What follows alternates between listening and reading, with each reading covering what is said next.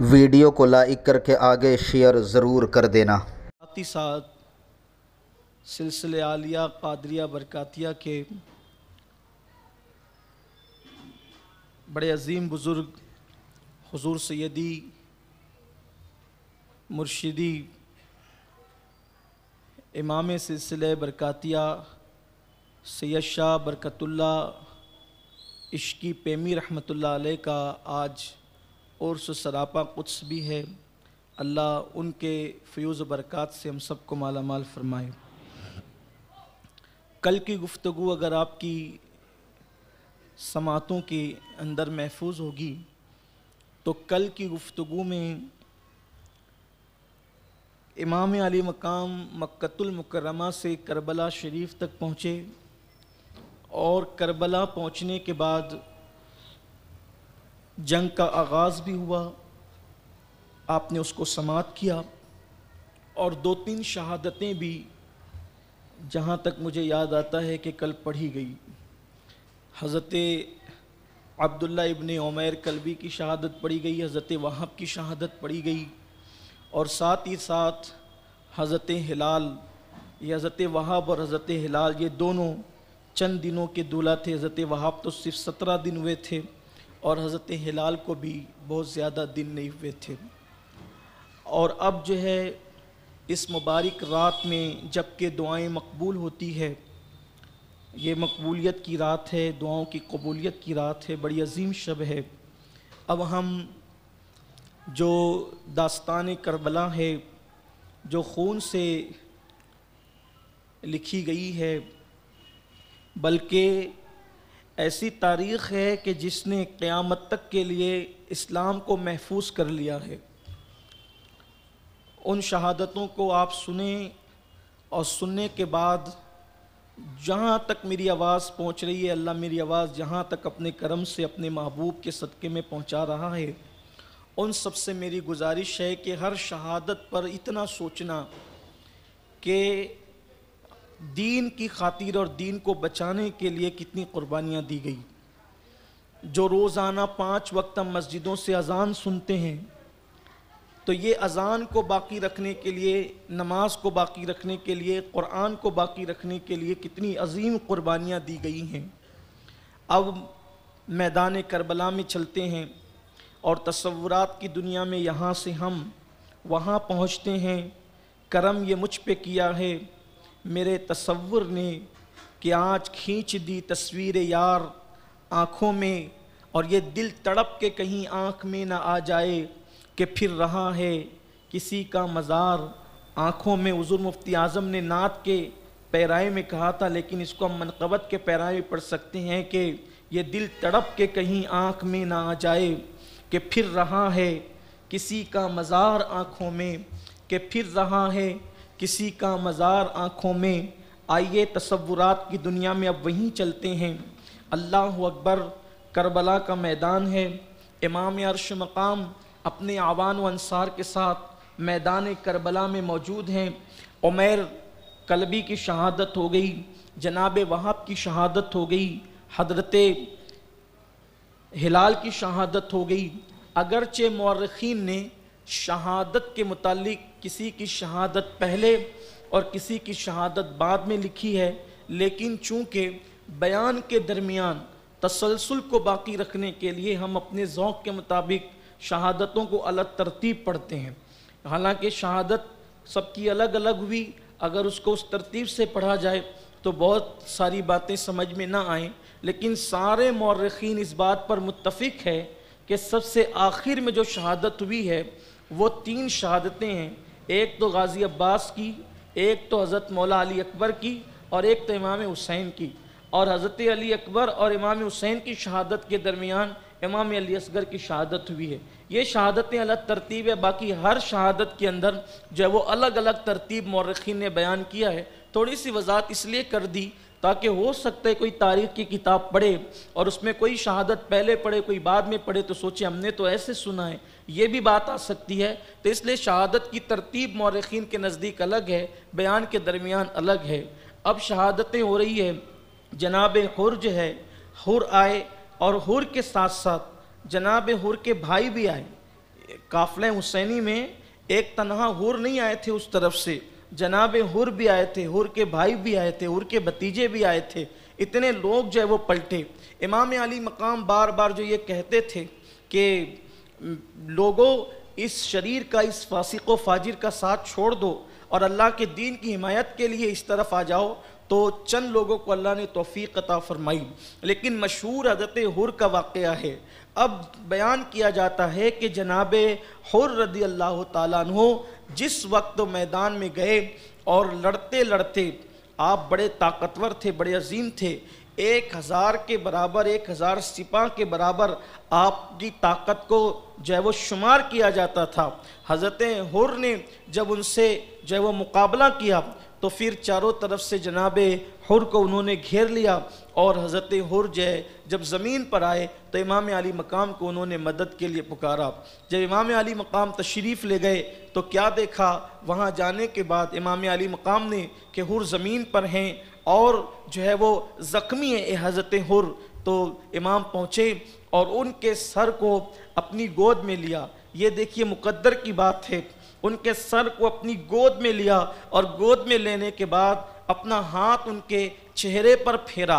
तो जैसे इमाम ने अपना हाथ उनके चेहरे पर फेरा तो हुर ने आंखें खोल दी और हुर आंखें खोलने के बाद जो है जब इमाम को देखते हैं तो आंखों में आंसू आ जाते हैं। इमाम फरमाते हैं हुर क्या चाहता है? हुर ने कहा इमाम एक बार सिर्फ कह दे, दिल को तसल्ली मिल जाएगी कि आप हुर से राज़ी है कि नाराज़ हैं। तो इमाम ने फरमाया तेरी माँ ने तेरा नाम हुर रखने में ख़ता और गलती नहीं की है, तू हुर है हुर, तू दुनिया में भी आज़ाद है और आखिरत में भी जहन्नम से आज़ाद है। मैं भी तुझसे राज़ी हूँ और मेरे नाना भी तुझसे राज़ी हैं। कहते हैं कि एक एक करके इमाम के आवान व अंसार जितने थे सब की शहादतें होती रही। हज़रत ज़हीर की भी शहादत हुई, हज़रत हबीब इब्न मज़ाहिर की शहादत हुई, इनको हबीब इब्न मज़हर भी लिखा गया है तारीख़ के अंदर। तो इनकी शहादत भी जब जनाब ये सहाबी रसूल थे, जैसा कि कल आपने समाअत किया, जब इनकी शहादत हुई तो इमाम ने इनकी शहादत पर एक तारीख़ी जुमला फरमाया। इमाम फरमाते हैं हबीब तू हबीब हुसैन है, हबीब तू हबीब हुसैन है, और फरमाया तेरे जाने से मेरा एक बाजू कट गया। ये हज़रत हबीब की खुसूसियत है। अल्लाह कभी आपको करबला नसीब करे और आप करबला शरीफ जाएं, हम सब जाएं, तो उस वक्त आप देखेंगे कि सारे शहीदों की मज़ार एक साथ है और जो है वो हज़रत हबीब का मज़ार अभी भी जो है वो अलग से है। तो आप वहाँ हाज़री देंगे तो आपको ये मंज़र याद आएगा कि हज़रत हबीब की क़ुरबानी क्या है। हज़रत हबीब इब्न मज़ाहिर ने बड़ी क़ुरबानियाँ दी है, ये सहाबी रसूल हैं रदी अल्लाह तबारक व तआला अन्हु। इससे पता चलता है कि करबला में सहाबा भी थे। इमाम हुसैन खुद भी सहाबी हैं और एक तहक़ीक़ के मुताबिक कि करबला में इमाम हुसैन के अलावा 7 या 9 सहाबी रसूल मौजूद थे। मेरे आका सल्लल्लाहु अलैहि वसल्लम के दीवानों, फिर क्या हुआ, अब सारे आवान व अंसार एक एक करके शहीद होते चले गए। अब सबकी शहादत के बाद बारी आती है हाशमी नौजवानों की, बारी आती है बीबी ज़हरा के बाग के फूलों की, बारी आती है अलवी गुलिस्तां के जो है वो फूलों की। और फिर जब तक कि ये आवान व अंसार मौजूद रहे, हयात रहे, इन्होंने कभी भी ख़ानदान नबूवत के किसी फ़र्द को मैदान में जाने की क़स्दन इजाज़त नहीं दी। अब होता ये है कि जब सब शहीद हो जाते हैं, इमाम अली मकाम एक एक अंसार की, एक एक मददगार की लाश को उठा कर लाते हैं और ला कर के जब वो खैमे में रखते हैं। ऐसे में अब हज़रत सैयदना मुस्लिम इब्न अकील रदी अल्लाह ताला अन्हु के बेटे जनाब अब्दुल्ला इब्न मुस्लिम इब्न अकील जो है इजाज़त तलब करते हैं, चचा जान आप मुझे इजाज़त दें ताकि मैं मैदान में जाऊं। इमाम ने उनको देखा और देखने के बाद फरमाया मेरे भतीजे, मेरे लख्ते जिगर, तेरे बाबा का और तेरे भाइयों का गम ही मेरे दिल को छलनी किए जाता है और उनकी शहादत तुम्हारे लिए काफ़ी है। एक काम करो कि तुम अपनी माँ को साथ में लेकर जो है वो करबला के मैदान से चले जाओ, मैं तुम पर कोई मुआख़ज़ा नहीं करूँगा, कोई एतराज़ नहीं करूँगा, मुस्लिम की शहादत तुम्हारे लिए काफ़ी है। انہوں نے کہا چچا یہ کیسے ہو سکتا ہے کہ ہم ان حالات میں آپ کو چھوڑ کر چلے جائیں، ہم سب بھائی آپ کے قدموں پہ اپنے آپ کو قربان کر دیں گے تاکہ دادی زہرا پاک کی بارگاہ میں میری ماں میرا باپ سرخرو ہو جائے۔ اور پھر اس کے بعد اجازت لے کر عبداللہ ابن مسلم ابن عقیل وہ بھی میدان میں گئے، ان کے بھائی تھے وہ بھی میدان میں گئے، ایک ایک کر کے یہ سب شہید ہو گئے۔ حضرت عقیل کے بیٹے، عقیل ابن ابو طالب کے بیٹے یعنی مسلم بن عقیل کے بھائی، یہ لوگ بھی میدان میں گئے، تقریباً ان کی تعداد 4 تھی، یعنی امام مسلم کو ملا کر حضرت عقیل کے 5 بیٹے امام علی مقام کے قدموں پر قربان ہوئے اور شہید ہوئے۔ اس کے بعد حضرت سیدنا مولائے کائنات کے مزید اور 4 بیٹے وہ بھی میدان کربلا میں جناب عباس کے علاوہ تھے، وہ بھی شہید ہوئے، جیسے حضرت عبداللہ الاکبر ابن علی، یہ بھی امام علی پاک علی مرتضیٰ کے شہزادے، یہ بھی شہید ہوئے۔ اسی طریقے سے جناب عون ابن علی یہ بھی شہید ہوئے۔ اسی طریقے سے ابو بکر ابن علی، عمر ابن علی، عثمان ابن علی، حالانکہ ان میں سے ابو بکر ابن علی یا عمر ابن علی کے بارے میں مورخین کہتے ہیں کہ وہ کربلا کے اندر موجود نہیں تھے، لیکن 5 بیٹے امام حسین کے علاوہ مولا علی کے امام حسین سے پہلے جو ہے وہ میدان کربلا کے اندر شہید ہوئے۔ اس کے بعد امام حسن کے بیٹوں کی باری آتی ہے۔ حضرت امام حسن رضی اللہ تعالیٰ عنہ کے بیٹوں میں حضرت عبداللہ ابن امام حسن وہ بھی میدان میں گئے اور شہید ہوئے۔ ایک ایک کی شہادت پڑھی جا سکتی ہے، لیکن اب وقت اس بات کی گنجائش نہیں دیتا، اس لیے کہ آج کا دن ہے اور آج 2 محفلیں ہونا ہے، 11 محفلیں ہونی تھی، آج 2 محفلیں ہونا ہے۔ بیان کی محفل کے اختتام کے بعد چونکہ شب عاشور ہے، آج فوری طور پر نعت اور منقبت کی محفل شروع ہو جائے گی، اور پھر کل جو ہے وہ مابعد کربلا ہم انشاءاللہ تبارک و تعالی ذکر کریں گے۔ یہ امید تھی کہ 10 دن کی محفل ہو رہی ہے تو شہادتیں تفصیل سے پڑھنے کو ملے گی، لیکن پھر وہی اللہ کی جو مرضی ہے۔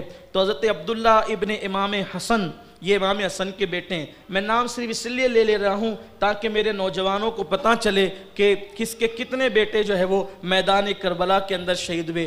حضرت عبداللہ ابن امام حسن یہ گئے، یہ بہت طاقتور تھے اور بڑے جو ہے وہ بہادر تھے۔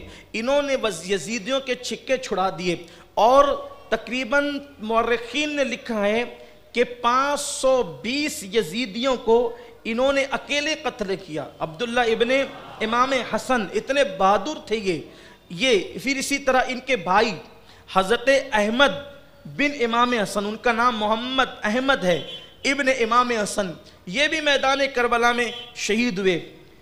اور پھر اس کے بعد امام حسن کے تیسرے بیٹے حضرت سیدنا امام قاسم رضی اللہ تعالیٰ عنہ، یہ حضرت امام قاسم امام حسین کے بڑے چہیتے تھے، امام حسن کے بھی بڑے چہیتے تھے اور امام حسین کے بھی بڑے چہیتے تھے، بہت خوبصورت تھے، بڑے حسین تھے۔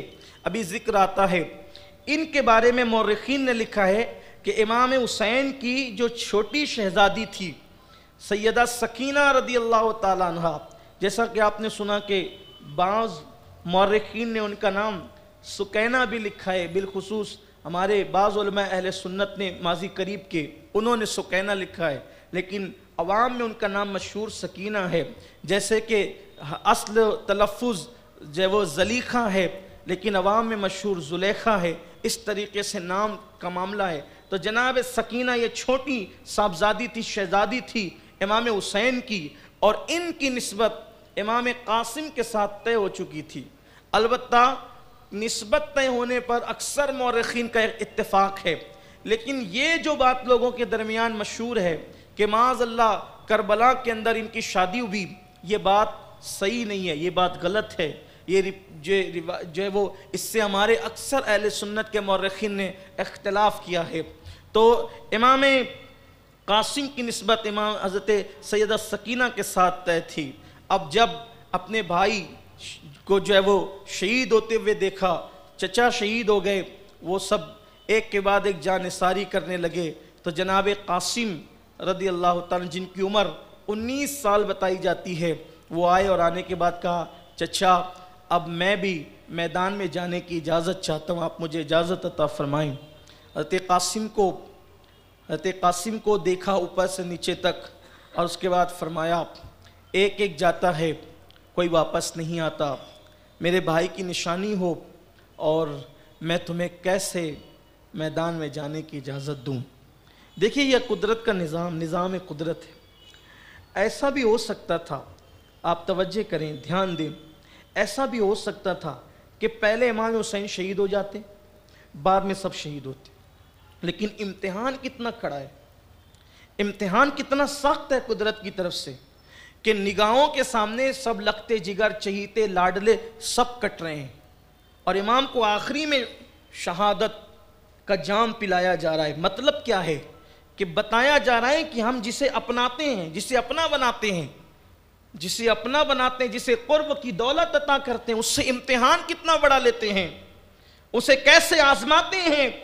یہ مرتبے بستر پہ لیٹ کر نہیں ملتے، یہ مرتبے نرم گدوں پہ نہیں ملتے، یہ مرتبے جو ہے وہ لذیذ کھانوں کے دسترخوان پر نہیں ملتے، یہ مرتبے تو کربلا کے ریگزاروں پر ملتے ہیں، یہ مرتبے تو آزمائش امتحان گاؤں میں ملتے ہیں۔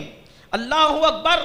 سرکار امام علی مقام کی بارگاہ میں امام قاسم آتے ہیں، کہتے ہیں چچا اجازت۔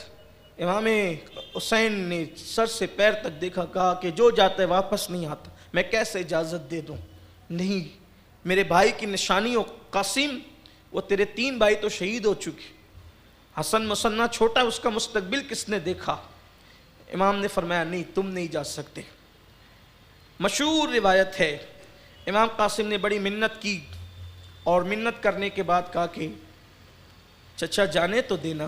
آپ نے فرمایا نہیں۔ امام قاسم پلٹے سیدہ زینب سے، چونکہ مردوں کے خیمے الگ تھے اور عورتوں کے خیمے الگ تھے، اور عورتوں میں بھی بہت سو کے خیمے الگ الگ تھے۔ آپ کربلا شریف جائیں گے تو آپ کو پتہ چلے گا کہ آج بھی ان خیموں کے نشانات موجود ہیں۔ امام قاسم سیدہ زینب کے خیمے میں گئے، پھپھی کے خیمے میں، اس لیے کہ سیدہ فاطمۃ الزہرا کے بعد خاندان میں جس عورت کو اور ان کے فیصلے کو حرف آخر مانا جاتا تھا وہ سیدہ زینب کی ذات تھی۔ یعنی یہ ایک ایسی خاتون تھی گویا کہ یہ مرکز تھی ان کا، اور اپنی بات منوانے کے لیے سب اسی طرف کا رخ کرتے تھے۔ سیدہ زینب کے پاس گئے اور روتے ہوئے کہا پھوپھی آج آپ کا بھتیجا قاسم یتیم ہو گیا۔ جملے دیکھیں، آج آپ کا بھتیجا قاسم یتیم ہو گیا۔ پھوپھی نے اپنے بھتیجے کو سینے سے لگا کر رو پڑی، کہنے لگی ایسی بات کیوں کرتے ہو؟ تو کہنے لگے پھوپھی امی میرے بابا امام حسن تو سن 50 ہجری میں یعنی آج سے تقریباً 10-11 سال پہلے شہید ہوئے، لیکن آج سے پہلے قاسم نے اپنے آپ کو یتیم محسوس نہیں کیا، اس لیے کہ چچا نے مجھے محسوس ہی نہیں ہونے دیا کہ میرے بابا کا انتقال ہو گیا ہے۔ ہر ضد پوری کی جاتی تھی، ہر مانگ پوری کی جاتی تھی، ہر سوال پورا کیا جاتا تھا، چچا سے کبھی نہ نہیں سنا، لیکن آج داغ یتیمی کا احساس ہو گیا۔ آج چچا نے احساس دلا دیا کہ میں یتیم ہو گیا۔ کیوں؟ اس لیے کہ میں نے ایک ہی چیز مانگی تھی کہ آج مجھے میدان کربلا میں جانے کی اجازت دیں، چچا نے منع کر دیا۔ سیدہ زینب رو پڑی اور امام قاسم رو پڑے۔ ایسے میں امام قاسم روتے روتے اچانک آپ کا ہاتھ اپنے بازو پر گیا۔ جب بازو پر گیا تو کیا دیکھا کہ آپ کے ہاتھ پر ایک تعویذ کی شکل میں ایک چٹی بندھی ہوئی ہے۔ آپ اچانک 10 سال پیچھے چلے گئے، ماضی کے گویا کے جھروکے میں جھانکنے لگے، اور وہ کیفیت، وہ حالت کہ امام حسن رضی اللہ تعالی عنہ وعلا جدی والے السلام کی کو قے ہو رہی ہے اور آنتیں کٹ کٹ کے گر رہی ہے، چہرہ جو ہے وہ سبز ہو چکا ہے۔ ایسے میں ان حالات میں امام حسن پاک اپنے بیٹے سے کہتے ہیں بیٹا قلم لاؤ، کاغذ لاؤ، کچھ لکھنا چاہتا ہوں۔ لکھا، اور لکھنے کے بعد فرمایا بیٹا زندگی میں آج کے بعد جب سب سے زیادہ مصیبت کا دن آئے تو اس کو کھول کے پڑھ لینا۔ امام حسن کے بیٹے امام قاسم کو، سارے بیٹوں کو امام حسین نے ان 10 سالوں میں کبھی مصیبت سے گزرنے نہیں دیا، کبھی تکلیف آنے نہیں دی۔ سوچیں تو صحیح وہ کیسا چچا تھا، کیسے حقوق نبھائے کہ کبھی بھتیجوں کو احساس نہیں ہوا کہ بابا شہید ہو گئے۔ امام قاسم نے کہا پھوپھی میرے بابا کی ایک وصیت یاد آئی. بابا نے کہا تھا بیٹے جب زندگی میں بڑا مشکل اور مصیبت کا دن آئے تو یہ میرا خط، یہ میری چٹھی، یہ کھول کے پڑھ لینا، اس کو بازو پہ باندھ لینا. آج سے بڑھ کر اور مصیبت کا دن کون ہوگا؟ جیسے وہ چٹھی کھولی تو اس پہ لکھا ہوا تھا میرے بیٹے میرے دل کا چین، میری آنکھوں کی ٹھنڈک، قرۃ العین، میری آنکھوں کی ٹھنڈک میرے قاسم، میں جانتا ہوں آج کے دن تو کربلا میں ہے. نبی کے گھر والوں کو کیسی بات پتہ تھی. آج کے دن تو کربلا میں ہے، میرا بھائی حسین اللہ کے دین کے لیے سب کچھ لٹا رہا ہے، اور میں تجھے وصیت کرتا ہوں کہ میرے بھائی سے پہلے ان کے قدموں پر اپنی جان کو قربان کر دینا، اپنی جان کو قربان کر دینا. حضرت قاسم نے وہ پڑھا، پھوپھی کو ساتھ لیا، کہنے لگے چچا آپ نے تو روکا لیکن میرے بابا مجھے شہادت کی سند دے گئے. دیکھیں ذرا، اللہ اکبر. جس وقت وہ آپ نے خط دیکھا، یہاں پر ہمارے اہل سنت کے بڑے عالم حضور مفتی اعظم کے خلیفہ حضور سیدی بدر ملت مولانا بدر الدین رحمۃ اللہ علیہ اپنے خطبے میں اکثر ایک بات بیان فرماتے تھے. وہ کہتے تھے کہ جب وہ آپ نے وہ خط دیکھا، وہ چٹھی دیکھی امام حسن مجتبیٰ کی تحریر، تو آپ پر ایک کیفیت طاری ہو گئی اور آپ نے ہاتھ اٹھا کر اللہ کی بارگاہ میں دعا کی، اے اللہ میرے مولا، میرے بھائی حسن نے اپنے بیٹے کو میرے قدموں پہ قربان ہونے کی نصیحت کی، اپنی نسل کی پرواہ نہیں کی، اپنی نسل کی پرواہ نہیں کی اور اپنے بیٹے کو میرے قدموں پہ قربان ہونے کی وصیت کی. مولا تو مسافروں کی دعا قبول کرتا ہے.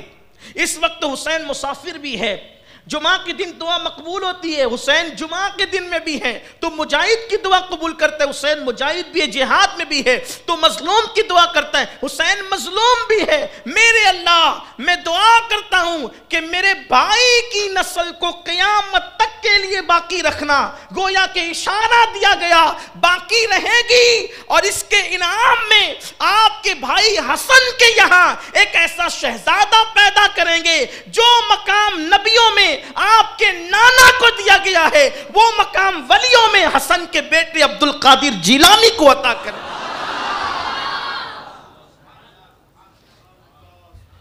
امام قاسم نے کہا چچا یہ شہادت کی سند میرے بابا نے دی ہے. اور اس کے بعد پھر امام حسن مجتبیٰ کا وہ شہزادہ جب امام عالی مقام کو پیش کرتا ہے تو امام رو کر سینے سے لگاتے ہیں اور فرماتے ہیں اب میں تمہیں روک نہیں سکتا. امام قاسم کی امی ساتھ تھی. کیا وہ خواتین تھی، کیا وہ شہزادیاں تھی کہ جوان بیٹا جب گھر سے نکلتا ہے تو ماں باپ کے دل کی دھڑکنیں تیز ہو جاتی ہے. لیکن جب امام قاسم کی امی نے امام قاسم کو سینے سے لگایا تو کہا بیٹے جاؤ اور چچا پر دین کے خاطر قربان ہو جاؤ. اس لیے کہ لوگ تانا دیتے ہیں کہ حسن کو لڑنے کا شعور نہ تھا. جا کر بتا دے کہ تو بہادر باپ کا بہادر بیٹا ہے، جا کے ثابت کر دے. پیٹ نہیں دکھانا بیٹا، زخم سینے پہ کھانا، پیٹ پہ نہیں کھانا.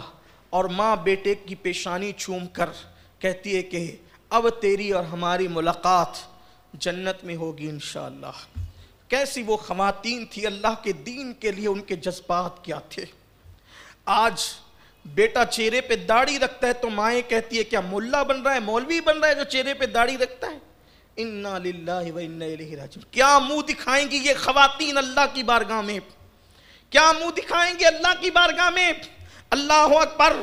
امام قاسم گھوڑے پر بیٹھے اور گھوڑے پر بیٹھ کر کے جیسے ہی چلے تو آپ کا چہرہ حمید بن مسلم یہ یزیدیوں کے لشکر میں تھا، لیکن یہ سائیڈ ہو گیا تھا، لڑنے کے لیے نہیں آتا تھا. کیوں؟ اس لیے کہ آنے کے بعد اس پر یہ منکشف ہوا کہ جو ہو رہا ہے غلط ہو رہا ہے، لیکن تھا ان کے ساتھ. وہ بیان کرتا ہے، بہت سے مورخین نے کئی روایتیں اس کے حوالے سے لکھی ہے. حمید بن مسلم کہتا ہے کہ جب قاسم آئے تو ان کا چہرہ ایسے چمکتا تھا کربلا کی تپتی ہوئی ریت پر جیسے 14ویں رات کا چاند چمکتا ہے. 14ویں رات کا چاند رات میں چمکتا ہے، حسن کا چاند دن میں چمک رہا تھا. اور اتنا دیکھنے میں بلا چہرہ معلوم ہوتا تھا. حمید بن مسلم کہتا ہے میں نے سراپا دیکھا تو میں نے یہاں تک دیکھا اس شہزادے کو کہ اس نے جو جوتا پہن رکھا تھا دوسرے پیر کا، جسے لوگ الٹا پیر کہتے ہیں، دوسرے پیر کے جوتے کا ایک تسمہ ٹوٹا ہوا تھا. 6 مہینے سے سفر میں تھے. شعبان 2 یا 4 کو سفر شروع ہوتا ہے اور محرم شریف کی 2 تاریخ کو سفر مکمل ہوتا ہے. محرم کی 2 تاریخ کو، اس لیے کہ کربلا پہنچ گئے تھے، منزل پہنچ گئے تھے، اگرچہ جنگ 10 کو ہوئی. تو الٹے پیر کا جوتے کا تسمہ ٹوٹا ہوا تھا. میں نے دیکھا خوبصورت جوان تھا اور اس نے آنے کے بعد کہا کہ میں حسن کا بیٹا ہوں. کہا میں حسن کا بیٹا ہوں، کون ہے میرے مقابلے میں آنے والا؟ بھیجو. اگرچہ 3 دن سے پیاسا ہوں، 3 دن سے بھوکا ہوں، لیکن بھیجو. کس کو بھیجتے ہو؟ وہ ایسا لگتا تھا کڑیل جوان 19 سال کا، یوں لگتا تھا کہ جیسے خیبر کی یاد تازہ ہو رہی ہو، اور خیبر میں علی نے جیسے مرحب کو پکارا تھا ویسے وہ اپنا مبارز طلب کر رہا تھا. لیکن لشکر یزید میں کسی میں ہمت نہ تھی کہ اس جوان کا مقابلہ کرتا. کوئی کہتا تو جا، وہ کہتا تو جا، وہ کہتا تو جا. حتیٰ کہ ملک شام کا بہت بڑا پہلوان جس کا نام ارزق تھا، ارزق کو عمر بن سعد نے کہا ارزق تو جا اور اس لڑکے سے لڑ. تو جیسے ہی ارزق نے سنا اس نے کہا اس بچے سے لڑنا میری توہین ہے، اس لیے کہ میں نے بڑے بڑوں کو مات دی ہے، میں اس بچے سے نہیں لڑوں گا، اس سے لڑنا میری توہین ہے، میری توہین نہ کر.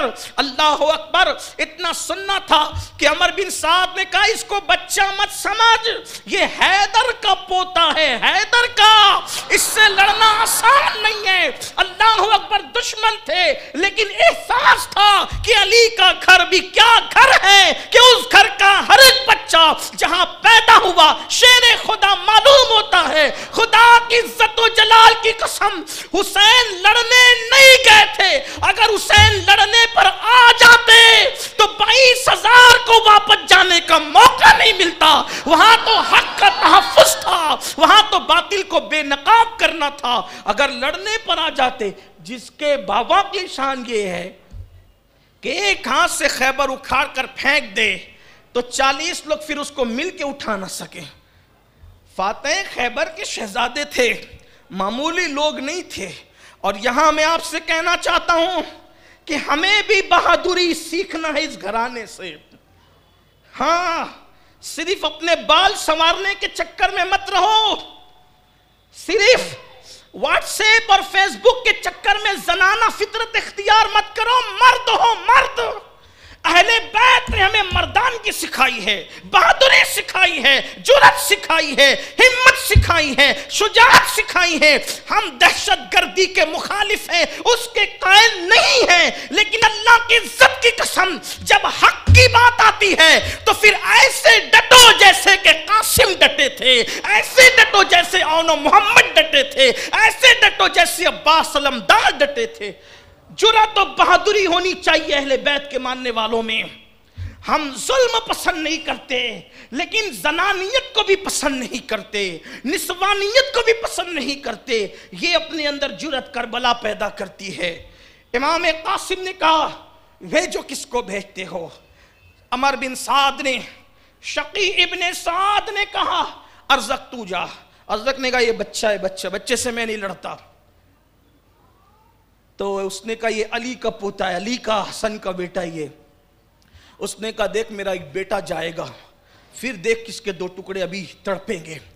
ارزق نے اپنے بیٹے کو بھیجا. جب ارزق نے اپنے بیٹے کو بھیجا تو اس وقت اس نے دیکھا کہ اس کا ایک بیٹا آیا مست ہاتھی کی طرح، اور اس نے امام قاسم کو کہا کہ تم جیسوں کو تو ہم بائیں ہاتھ سے قتل کرتے. امام قاسم نے کہا علی کا پوتا ہوں، پہچانا نہیں تو نے. اور یہ مبالغہ نہیں ہے، ابن جریر طبری کو اٹھا کر پڑھیں. ایک وار میں اس کے 2 ٹکڑے کیے، ایک وار میں 2 ٹکڑے کیے. اور جب وہ گرا نیچے تو اس کے گھوڑے پر خود بیٹھ گئے، اس کی تلوار پہ قبضہ کر لیا، اس لیے کہ جنگ میں اسے جو ہے وہ جواز کی حیثیت حاصل ہے. پھر اس کے بعد अरज़क का एक बेटा जब मरा तो दूसरा उस पे गुस्से में आकर के वो चला आया, उसके भी 2 टुकड़े किए। तीसरा गुस्से में आया, उसको भी नेज़ा मारा, उसको भी गिराया। 4 उसके बेटे मार गिराए। अरज़क ने देखा तो अब तो वो बिल्कुल कंगाली हो गया था, उसके कोई बच्चे तो अब बचे नहीं थे, चारों को जहन्नम रसीद कर दिया। तो वो मस्त हाथी की तरह चिंगाड़ते हुए धाड़ते हुए आया और कहा, ए लड़के, तूने मेरे 4 बेटों को कत्ल किया, अब देख मैं तुझे कैसा मज़ा चखाता हूँ। इमाम कासिम ने कहा, इतना बड़ा पहलवान अपने आप को और बड़ा बहादुर समझता है, तुझे तो घोड़े की ज़ीन कसना नहीं आती। जैसे का तुझे घोड़े की ज़ीन कसना नहीं आती, उसने ज़ीन की तरफ देखा, ये तलवार का वार किया कि उसके भी 2 टुकड़े कर दिए। और उसके बाद इमाम कासिम घोड़े को दौड़ाते पलट करके वापस आते हैं और वापस आकर कहते, चचा जो मांगा हमेशा दिया, 1 कटोरा पानी पिलाएं, सिर्फ 1 कटोरा। अगर आप 1 कटोरा मुझे पानी दे दें, एक को भी बचकर जाने नहीं दूंगा। अली का पोता हूं, हसन का बेटा, आप देखेंगे किसी को वापस जाने नहीं दूंगा। इमाम हुसैन ने सीने से लगा के कहा, बेटा इंतज़ार करो, अब तुम्हें दुनिया का पानी नहीं, साक़ी कौसर के हाथों से तुम्हें जामे कौसर नसीब होगा। और उसके बाद फिर रुखसत किया। इमाम कासिम आए, इधर मंसूबा बन चुका था कि जब ये जवान आएगा तो चारों तरफ से इसे घेर लिया जाएगा। जब चारों तरफ से घेर लिया गया, मौरिख लिखता है कि इमाम कासिम को चारों तरफ से घेरा गया, तीरों की बरसात और बौछार कर दी गई। इमाम कासिम घोड़े के सुम जो रेत से टकरा रहे थे, उससे गर्द उठी, धूल उठी, और उसी धूल के अंदर इमाम कासिम और वो यजीदी फ़ौज सब के सब छुप गए। उसी गर्द से एक आवाज़ आई, चचा मेरी खबर लीजिए, चचा मेरी मदद कीजिए। जैसे इमाम हुसैन खैमे के बाहर खड़े ये मंज़र देख रहे थे, जैसे ही सुना चचा मेरी खबर लीजिए, इमाम के हाथ सीने पर आ गए, सीना पकड़ लिया, कलेजा पकड़ लिया। मेरे भाई की निशानी जो मेरे साथ थी वो चली गई। और आपने घोड़े पर बैठकर जिस वक्त वहाँ का रुख किया, गुबार छटा तो उतने देर में क्या देखा कि इमाम कासिम को शहीद ही नहीं किया गया था। शहीद करने के बाद आपके जिस्म अक़दस पर ऐसे घोड़ों की टापों से कुचल दिया गया था कि जब इमाम कासिम को इमाम हुसैन ले करके वहाँ से खैमे तक लाए तो कासिम का सीना इमाम हुसैन के सीने से लगा हुआ था। इमाम कासिम का सीना इमाम हुसैन के सीने से लगा हुआ था और आपके पैर ज़मीन पर घसीटे जा रहे थे। मौर्रिखीन लिखते हैं, मोतबर मौर्रिखीन लिखते हैं, ये घसीटे क्यों जा रहे थे? कभी आपने गौर किया ये घसीटे क्यों जा रहे थे पैर? इसलिए कि जिस्म अक़दस को कुचल कर, इतना उन्होंने कुचल दिया था। कोई चीज़ जब कुचली जाती है तो वो फैल जाती है, इतना कुचल दिया था कि आपके जो वो जिस्म अक़दस से जो पैर थे वो ज़मीन पे घसीटे जा रहे थे। और जब सैदानियों ने, सैयदजादियों ने जब कासिम का ये हाल देखा, चीख निकल गई। इमाम ने कहा, ख़बरदार ऐसा न करो, ऐसा न करो, अल्लाह के लिए सब्र करो, बेसब्री का मुजाहरा न करो, वरना अल्लाह नाराज़ होगा। अल्लाह को जवाब क्या देंगे? अभी कासिम का लाशा इमाम ने खैमे में ला कर रखा ही था कि उतने में बहन 2 नन्हे नन्हे शहजादों को लेकर सैयदा ज़ैनब आई और आने के बाद का, भैया सब जा चुके हैं, अब करबला में मेरे औन व मोहम्मद को जाने की इजाज़त दो। इमाम ने कहा, बहन भाई की मोहब्बत का इम्तिहान न लो, क्या कह रही हो? ये नन्हे भंजे भी शहीद हो जाएंगे, सब तो चले गए, इम्तिहान मत लो मेरा। मैं लाशें उठा के ला रहा हूं सुबह से, और अब तुम इनके लिए, नन्हे से बच्चों के लिए कहती हो? ज़ैनब ने कहा कि बीबी ज़हरा की बारगाह में मुझे शर्मिंदा न करो और मेरी ये छोटी सी कुर्बानी कबूल कर लो। बड़ा एहसान होगा, आपने कभी अपनी बहन को ना नहीं कहा, मेरे बच्चों को। ये जाफ़र तैयार के पोते हैं, अली के नवासे हैं, क्या शजरे नसब था इनका और मोहम्मद का कि जाफ़र तैयार उनके पोते, मौला अली के नवासे। अल्लाह अकबर।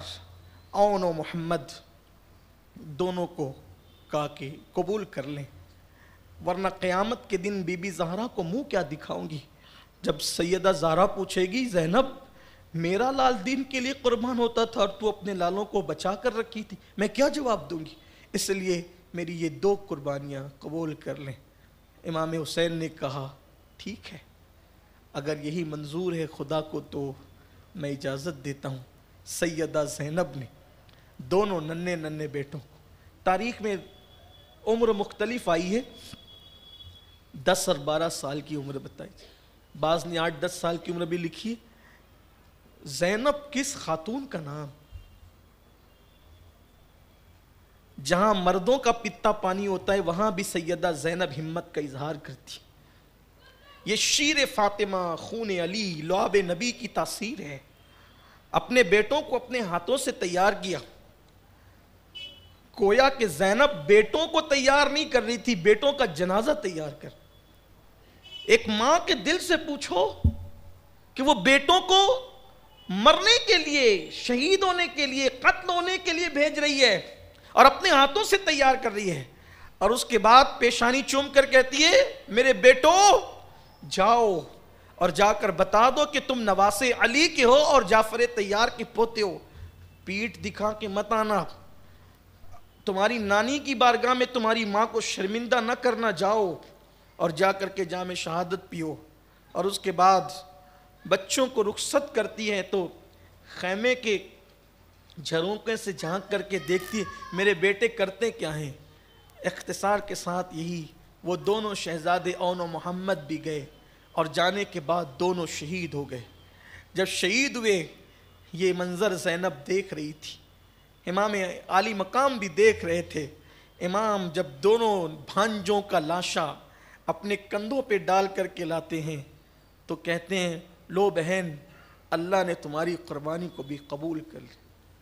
ابھی بہن جو ہے سیدہ زینب پاک بچوں کا لاشاں دیکھتی ہے اور لپٹ جاتی ہے، لاشوں سے لپٹ جاتی ہے اور رونے لگتی ہے۔ آخر ماں تھی، جب بھیج رہی تھی تو علی کی بیٹی تھی، جب بھیج رہی تھی تو علی کی بیٹی تھی، اور جب لاشوں کو دیکھ رہی تھی تو صرف ماں تھی زینب، صرف بھیجتے وقت تو کردار نبھایا علی کا، لیکن ماں تو ماں ہوتی، لپٹ گئی پیشانی کو بوسہ دیا۔ سیدہ زینب کے وجود بیٹوں کے خون سے تربتر ہو گئے۔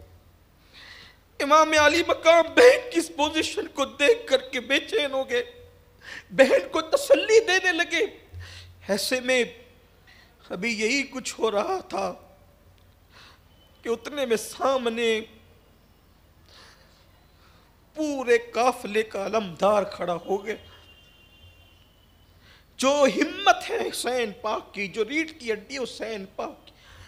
عباس غازی کھڑے ہو گئے، بھیا اب کوئی بچہ تو نہیں ہے، اب جانے دو اپنے غازی کو۔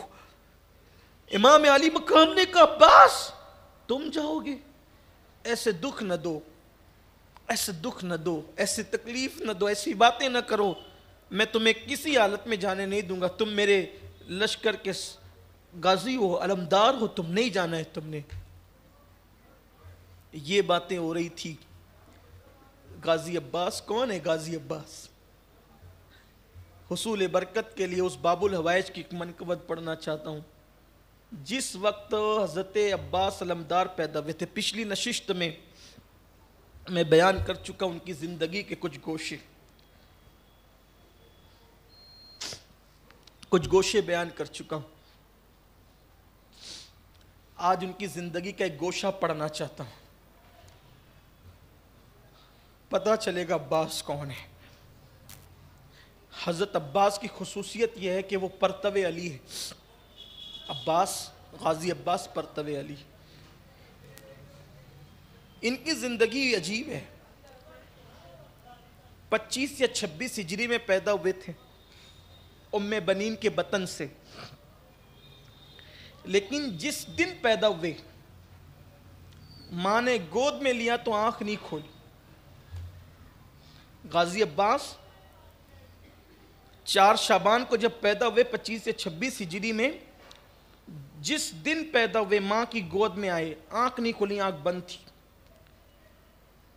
بابا علی کی گود میں گئے، آنکھ نہیں کھلی، آنکھ بند۔ امام حسن کی گود میں گئے، آنکھ نہیں کھلی، آنکھ بند تھی۔ جب امام حسین کی گود میں آئے، آنکھیں کھول دی۔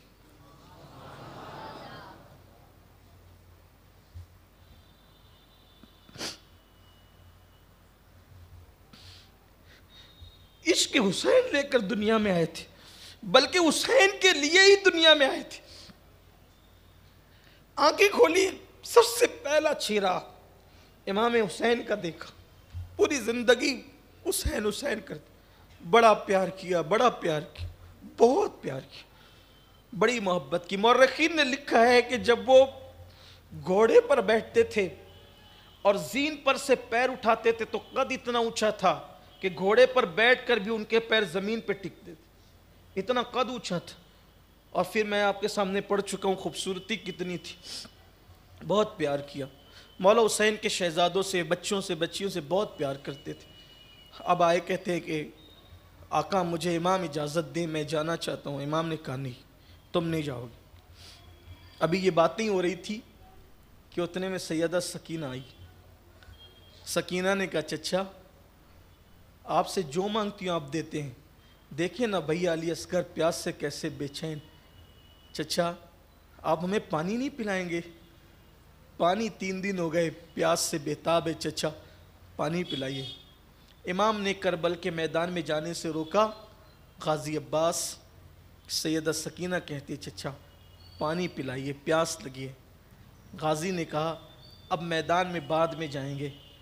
مشکیزہ اٹھایا اور کندھے پہ ڈالا اور کہا سکینہ تیرا چچا ابھی آتا ہے اور ابھی پانی لاتا ہے۔ غازی نکلے۔ سرکار عباس جو مرادیں دل میں لے لیں، جیسا کہ ہماری روایت ہے، ہمارے بزرگوں نے، صوفیہ نے فرمایا جب ان آقاؤں کی، بزرگوں کی شہادت یا ان کے وصال کا ذکر کیا جائے یا حضور کی میلاد پڑھی جائے، میلاد بیان کی جائے، تو دل میں مرادیں لے کر جو مراد لے لیں اللہ تعالیٰ پوری فرمائے گا۔ غازی نے کندھے پہ ڈالا، مولا عباس نے، اور مشکیزہ لے کر کے آپ چلے۔ وہاں پیرا تھا اشقیاء کا، اور شقی لوگوں کا، بدبختوں کا، بد نصیبوں کا پیرا تھا۔ جانور لوٹ رہے ہیں پانی کے اندر، چرند پرند پی رہے ہیں، یہودی، نصرانی، کافر، مشرک سب پی رہے ہیں، سب کو پینے کی اجازت ہے، ساقی کوثر کے نواسوں کو پینے کی اجازت نہیں ہے۔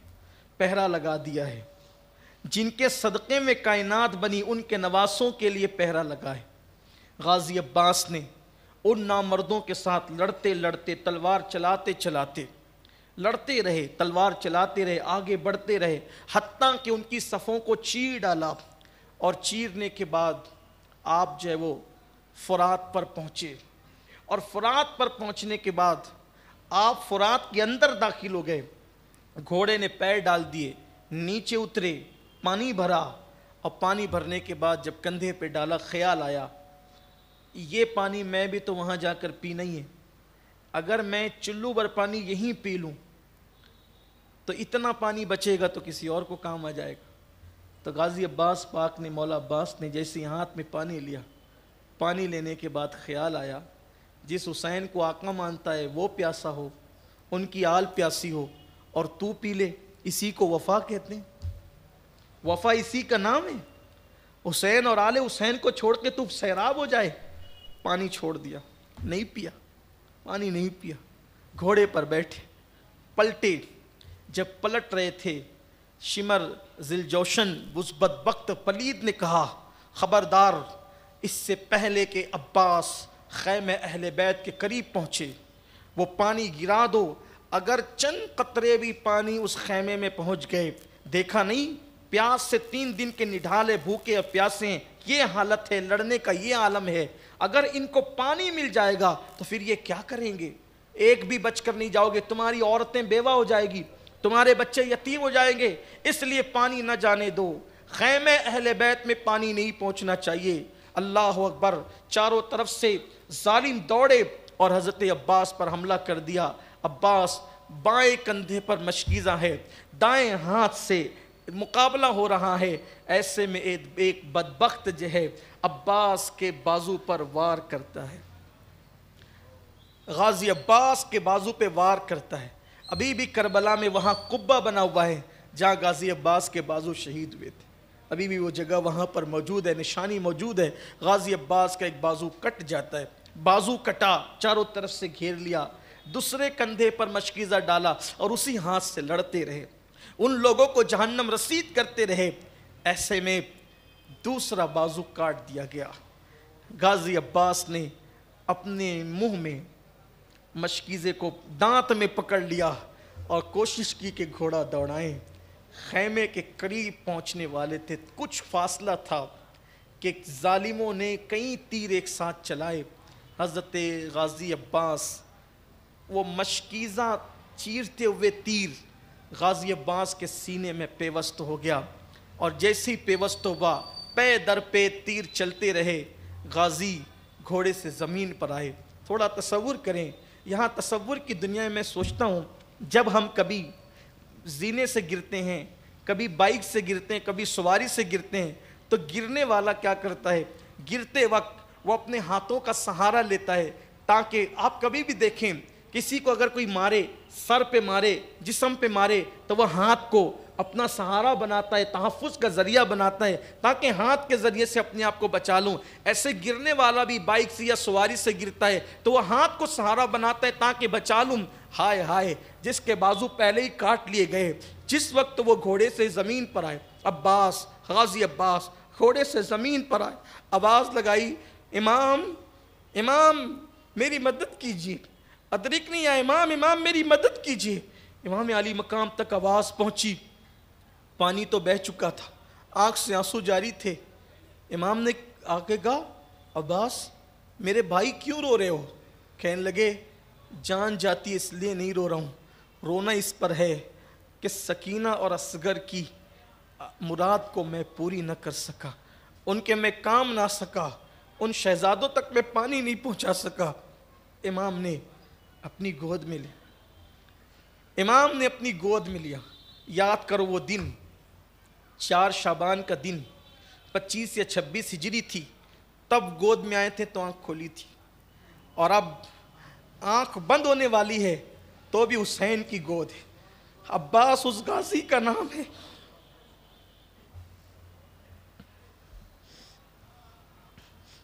عباس اس غازی کا نام ہے۔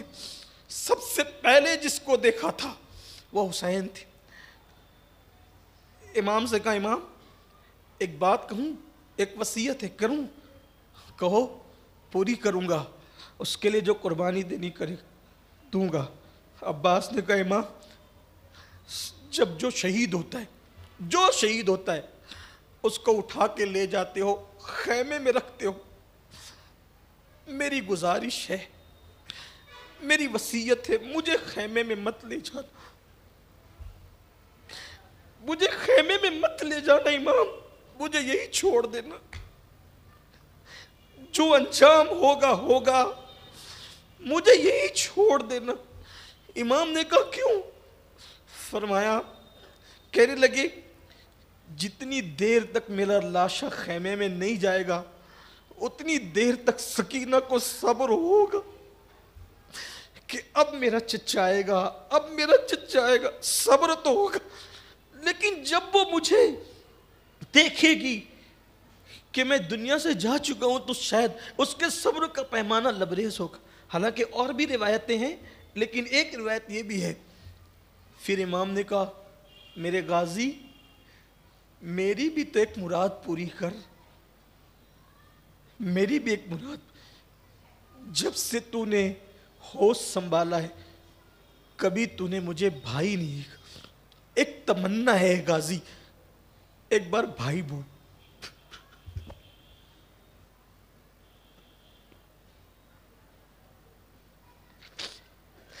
ایک مرتبہ بھائی بول دی غازی، بولا۔ عباس نے آنکھیں کھولی اور کھول کر کے کہا، آپ بھی علی کے بیٹے، میں بھی علی کا بیٹا ہوں، لیکن آپ کی ماں بنت پیمبر ہے، میری ماں آپ کی ماں کی خادمہ ہے، لیکن آپ کا حکم ہے۔ تو آج آپ کو آنکھیں کھولی اور کہا، رندی رندی سی کمزور سی آواز میں غازی نے بھائی کہا، اور بھائی کہہ کر آنکھیں بند کر لی۔ گویا کہ غازی کی زبان پر، عباس کی زبان پر آخری جملہ جو تھا گویا کہ وہ بھائی کا تھا امام حسین کو، اور آنکھیں بند کر لی۔ امام نے کہا، عباس تیرے جانے سے میری کمر ٹوٹ گئی، عباس تیرے جانے سے میری کمر ٹوٹ۔ درود شریف پر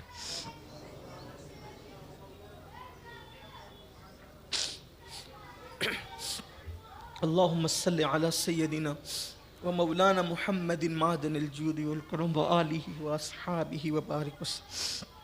عباس تیرے جانے سے میری کمر ٹوٹ گئی۔ یوں وفا کرتے ہیں وفا والے، اہل وفا کی شان یہ ہوتی ہے۔ ابھی غازی عباس کی شہادت کا منظر امام کی آنکھوں میں تھا، دل چھلنی تھا، دل بے چین تھا۔ ایسے میں ہم شبیہ پیمبر تنویر مصطفیٰ تصویر مرتضیٰ مولا علی اکبر سامنے آئے، بابا سب چلے گئے ہیں، مجھے اجازت دے۔ ہائے ہائے، کہتے ہیں کہ امام علی اکبر اتنے خوبصورت اور ایسے ہم شبیہ رسول تھے کہ مدینے والوں کو جب حضور کی یاد آتی تھی تو حضرت علی اکبر کا چہرہ دیکھ لیتے تھے۔ خاندان میں علی اکبر کا چہرہ دیکھا جاتا تھا، بڑے حسین تھے، بڑے جمیل، اور ان کی پرورش سیدہ زینب نے کی تھی۔ خوبصورت تھے، بھائی کے بیٹے تھے، پھوپھی نے پالا تھا، اور ان کی تربیت جنگی مہارت کے معاملے میں حضرت عباس نے کی تھی۔ عباس نے فن حرب، ضرب، گھوڑ سواری سب کچھ سکھایا تھا، اور بڑے چہیتے تھے، بڑے لاڈلے تھے، بہت خیال کیا جاتا تھا خاندان میں حضرت علی اکبر کا۔ ہم شبیہ پیمبر جو تھے، حضور کے ہم شبیہ جو تھے، بہت خیال کیا جاتا تھا۔ آئے کہنے لگے، بابا میں جانا چاہتا ہوں۔ کوئی ضد، کوئی ہارٹ ایسی نہیں تھی جو پوری نہ کی جاتی ہو۔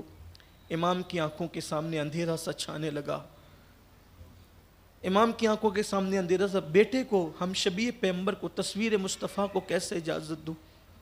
بابا سب کو اجازت دی، علی اکبر کو اجازت نہ دیجیے گا۔ امام نے فرمایا، کس منہ سے اجازت دوں؟ مجھے خیال آتا ہے وہ منظر، مجھے وہ خیال آتا ہے کہ جب یوسف علیہ السلام کو ان کے بھائی کنویں میں ڈالنے کے لیے لے جا رہے تھے، تو یعقوب علیہ السلام یوسف علیہ السلام کو یوں بار بار اپنی گود میں چھپاتے تھے اور کہتے تھے، میں نہیں لے جانے دوں گا، نہیں لے جانے دوں گا۔ تو بیٹے کہتے تھے، آپ ہم پہ یقین نہیں کرتے، ہم اپنے بھائی کو لے جانا چاہتے ہیں۔ تو حضرت یوسف نے کہا، بابا یہ کیسی محبت ہے، اور یہ کون سی محبت ہے؟ سب کو کھیلنے کودنے کی اجازت ہے اور یوسف کو نہیں، کون سی محبت؟ تو جناب یعقوب نے روتے ہوئے کہا تھا، یوسف آج شاید تمہیں میری محبت کا احساس نہ ہو، کاش احساس تمہیں اس دن ہوگا جب تم جیسا خوبصورت تمہارا کوئی بیٹا ہوگا، تم جیسا خوبصورت تمہارا کوئی بیٹا ہوگا، اور اس کے بھائی اس کو کنویں میں پھینکنے کے لیے لے کر جا رہے ہوں گے، اور جو تمہارے دل پر گزرے گی آج وہی میرے دل پر گزر رہی ہے، تمہیں پتہ نہیں ہے۔ حضرت یوسف کا حسن تھا وہاں، صرف حسن کی بات کر رہا ہوں، مرتبے کی بات نہیں کر رہا، مفہوم مخالف مراد مت لے لیجیے گا۔ وہاں حسن یوسف تھا، یہاں شبیہ مصطفیٰ ہے۔ اور علی اکبر کھڑے ہو کر کہتے، 18 سال کے جوان، علامہ سید نعیم الدین مراد آباد صدر الافاضل فخر الاماثل لکھتے، 18 سال کی عمر تھی، شباب تھا، اور اس عمر میں حسن پورا جوبنوں پر تھا۔ امام علی مقام فرماتے ہیں، بیٹا میں کیسے اجازت دوں؟ کہا، بابا مجھے اجازت دیں تاکہ میں بھی آپ کے قدموں پہ جان قربان کر دوں اللہ کے دین کے لیے۔ بالآخر امام حسین نے ہم شبیہ پیمبر امام علی اکبر کو اپنے ہاتھوں سے عمامہ باندھا اور گھوڑے پر سوار کیا، اور گھوڑے پہ سوار کر کے بیویوں کو علی اکبر نے، شہزادہ علی اکبر نے آخری سلام کیا، اور سلام کر کے جیسے ہی بڑے، امام نے فرمایا علی اکبر ایک بار پلٹ کر دیکھ، میرے بیٹے ایک بار پلٹ کر سوچے، صحیح غور کریں، اللہ کے دین کے لیے قربانی کیا ہے۔ امام علی اکبر گھوڑے پر سوار ہیں اور بڑھتے ہیں۔ بڑھنے کے بعد جیسے ہی آپ میدان میں پہنچے، حضرت صدر الافاضل علیہ رحمہ اس کا نقشہ کھینچتے۔ حضرت استاذ زمن حضور رئیس القلم کتنے خوبصورت انداز میں اس کا نقشہ کھینچتے ہیں۔ کہتے ہیں کہ جب ہم شبیہ مصطفیٰ سج دھج کے جب میدان کربلا میں پہنچے تو ایسا لگتا تھا کہ جیسے کربلا کا ذرہ ذرہ حسن اکبر کی رانائیوں سے چمک اٹھا ہے، اور دشمن بھی دیکھ کر کے کہنے لگے یہ کون آ گیا ہے۔ بلکہ لکھنے والوں نے تو لکھا ہے کہ ایسے لگتا تھا جیسے احد کے پہاڑ سے ابھی مصطفیٰ جان رحمت نے گویا کہ اپنے چہرے سے نقاب ہٹایا ہے۔ اتنے مشابہ تھے، مشابہت اتنی تھی۔ امام علی اکبر کو دیکھ کر کے شمر نے کہا ابن سعد سے، کون ہے یہ؟ کتنا خوبصورت ہے یہ، کتنا حسن جمال ہے اس کے پاس۔ تو کہا کہ یہ ہم شبیہ پیغمبر حسین ابن علی کا بیٹا ہے۔ مرعوب ہو گئے حسن دیکھ کر، اور جیسے ہی مولا علی اکبر آئے، حسن تھا، صحت تھی، طاقت تھی، جرأت تھی، شجاعت تھی، گھوڑے پر سوار تھے، اور حسن کی رانائیوں سے گویا کہ پورا عرض کربلا مرعوب تھا۔ اسی میں آپ کی آواز گونجی۔ اچھا، حسن تو حسن مصطفیٰ کے مشابہ تھا، آواز بھی حضور کے مشابہ تھی، اور اسی آواز سے آپ نے کہا انا علی ابن حسین و ابن علی، کہ میں علی ہوں، حسین کا بیٹا اور وہ علی کا بیٹا ہے۔ نحنو اہل البیت اولا بالنبی، کہ ہم نبی سے سب سے زیادہ قریب ہیں اور ہم نبی کے اہل بیت ہیں۔ اپنا تعارف کرایا کہ میں علی ہوں، حسین کا بیٹا، اور وہ علی کے بیٹے ہیں۔ امام حسین کی شان بھی کیا ہے؟ جس کے بابا بھی علی ہیں، جس کا بیٹا بھی علی۔ میں حسین ابن علی کا بیٹا علی ہوں، بھیجو کس کو مقابلے میں بھیجتے ہو۔ وہاں بھی وہی صورتحال پیش آئی۔ مورخین لکھتے ہیں کوئی جانے کو تیار نہیں تھا، سب ایک دوسرے پہ ڈالتے تھے، کوئی نکلتا نہیں تھا۔ مولا علی اکبر نے خود گھس گئے ان کے لشکر کی طرف، اور بڑا نقصان کیا ان کا، اور بہت نقصان کرنے کے بعد پھر پلٹے، اور پلٹ کر کے آئے، اور آنے کے بعد کہتے بابا صرف 2 گھونٹ پانی، صرف۔ ایک تو دوپہر کا وقت ہو چکا تھا، چلچلاتی دھوپ، کربلا کے ریگزار، اور اس پر لوہے کا لباس وہ گرم کرتا تھا، زرہ جو تھی وہ گرم کرتی تھی، بے چین تھے، صرف 2 گھونٹ پانی پہ۔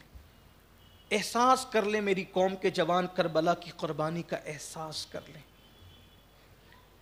مائے رمضان المبارک مئی کے مہینے میں آتا ہے تو 40% لوگ تو روزہ رکھتے ہی نہیں ہے، الا ماشاءاللہ، روزے سے ہی جی چراتے ہیں، اور جو رکھتے ہیں ایسا لگتا ہے کہ افطار کا وقت کب ہوگا۔ ہم جیسے لوگ بھی رکھنے کی سعادت حاصل کرتے ہیں تو آدھا دن سونے میں گزار دیتے ہیں، اور جب اٹھتے ہیں تو گھڑی پر نظر جاتی ہے کہ کب افطار کا، تسبیح ہاتھ سے چھوٹ جاتی ہے گھڑی دیکھتے دیکھتے۔ یہ کیفیت ہوتی ہے لوگوں کی۔ لیکن 3 دن کی پیاس ہے، 3 دن کی پیاس، غم ہے، تکلیف ہے، مصیبت ہے، خاندان والوں کی لاشیں ہیں، ایک لاش پڑی ہوتی ہے، ایک لاش، پورا گھر سوگوار ہو جاتا ہے، غم میں ڈوب جاتا ہے۔ اہل بیت کی ہمت کی داد دے، سر کٹانا، گھر لٹانا، کوئی تجھ سے سیکھ جائے، جان عالم ہو فدا، اے خاندان اہل بیت۔ امام علی اکبر بابا 2 گھونٹ پانی سینے سے لگائے، میرے بچے، میرے لال۔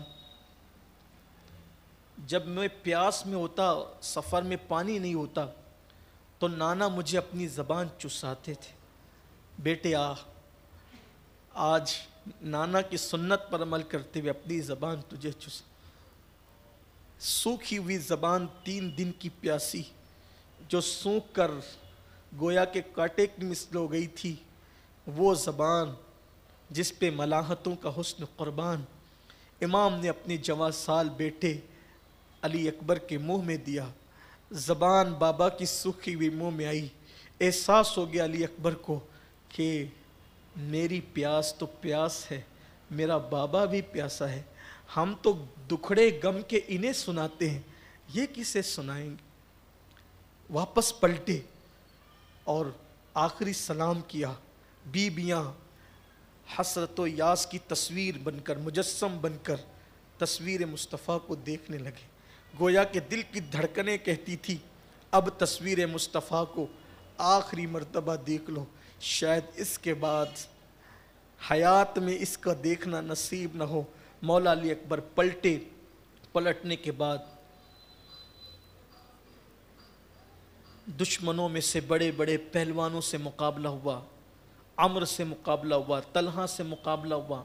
इस तरीके से जो पहलवान उनके पास थे, मुकाबला करते करते मौला अली अकबर ने सबको जहन्नम रसीद किया। फिर आखिरी में शिमर की बदतरीन और मलऊन आवाज़ गूंजी, चारों तरफ से इसे घेर लो और तीरों की बारिश कर दो। एक बदबख्त ने नेज़ा उठाया और ज़ोर से सीने पर इमाम अली अकबर को मारा। अली अकबर के सीने पर जैसे ही नेज़ा घुसा, सर चकराया और हुसैन का लाल, हम शबी पैगंबर, तस्वीर मुस्तफ़ा ज़मीन पर आई। ज़मीन पर आई तो कहा, बाबा मेरी ख़बर लीजिए। इब्न असाकिर कहते हैं कि जब अली अकबर ने कहा बाबा मेरी ख़बर लीजिए, 56 साल 5 महीने 5 दिन इमाम हुसैन की उम्र थी। 56 साल 5 महीने 5 दिन की उम्र थी। इमाम अली मकाम दौड़े तो क्या देखा कि मौला अली अकबर करबला की रेत पर तड़प रहे हैं।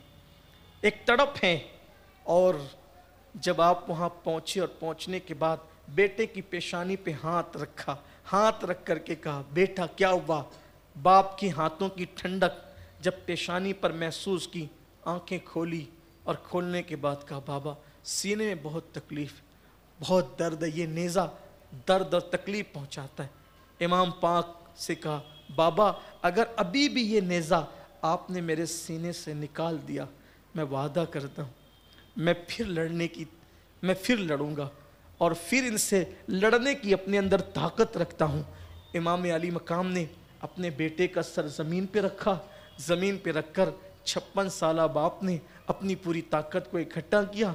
इकट्ठा करने के बाद 18 साल के बेटे के सीने में जो नेज़ा लगा था, जैसे उसको ज़ोर से खींचा, इब्न असाकिर कहते हैं नेज़े की अन्नी पर इमाम अली अकबर के दिल का टुकड़ा निकल आया। नेज़े की अन्नी पर जब बेटे के दिल का टुकड़ा देखा इमाम ने, तो इमाम की कैफियत गैर हो गई और फिर जवां साल बेटे का लाशा उठाया। कहते हैं बेटे के लिए बाप का जनाजा पढ़ना कुछ मुश्किल तो होता है, लेकिन बाप के लिए बेटे का जनाजा उठाना ये सब के बस की बात नहीं है। लेकिन कुर्बान जाएं, मौरखीन लिखते हैं 18 साल के बेटे का लाशा 56 साल के हुसैन उठाते हैं और आसमान की तरफ निगाह करते हैं, ऐ कादिर व कय्यूम मेरी ये जवां साल कुर्बानी को अपनी बारगाह में कबूल कर ले। ये कह कर के लाते हैं, खैमे में रख देते हैं। कोहराम बपा हो गया। खैमे के अंदर पूरे खैमे खाली हो गए, कोई नहीं बचा। खैमे सब खाली हो गए, कोई नहीं बचा। खैमे वीरान हो गए। हाय हाय, लोग समझ रहे थे हमारी मुरादें पूरी हो गई क्योंकि हमने ख़ानदान नबूवत को ख़त्म कर दिया। ऐसे में इमाम अली मकाम सोचते हैं अब क्या करें।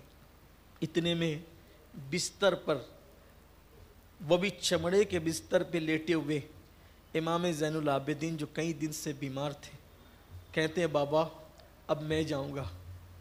इमाम कहते हैं बेटे तुम कैसे जाओगे, बीमार हो। अली इज़्ज़त इमाम ज़ैनुल आबिदीन इमाम अली औसत कहते हैं बाबा मैं जा सकता हूँ, और जैसे उठने की कोशिश करते हैं ज़मीन पे गिर जाते। इमाम ज़ैनुल आबिदीन उठने की कोशिश करते ज़मीन पे गिर जाते।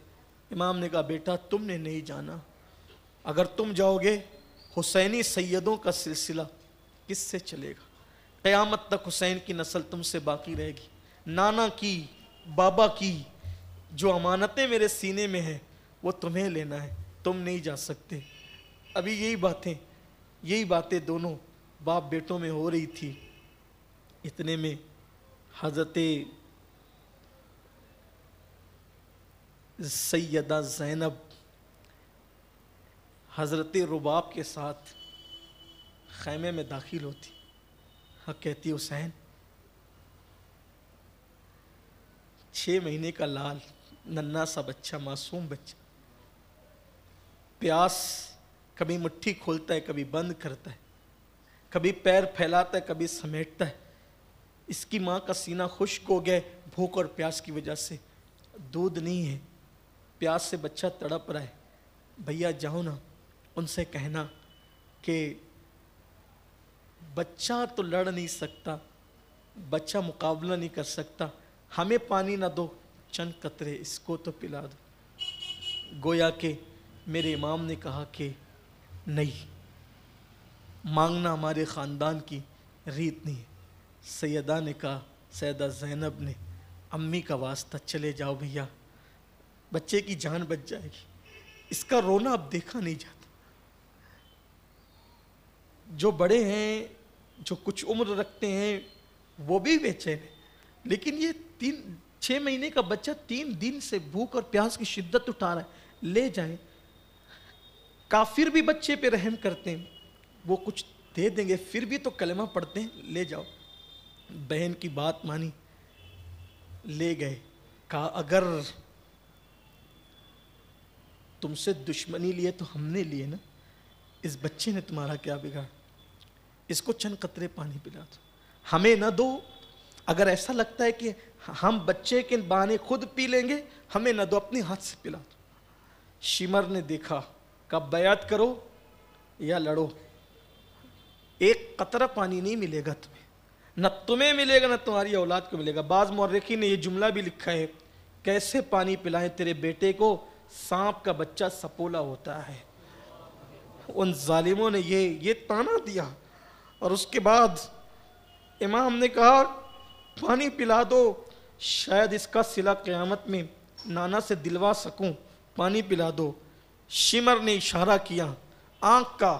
حرملہ بن کاہل اس پلید نے تیر نکالا اور تیر نکال کر کہا حسین اپنے بچے کے رونے کا بڑا خیال ہے تجھے، لے آج کے بعد تیرا بچہ کبھی نہیں روئے گا.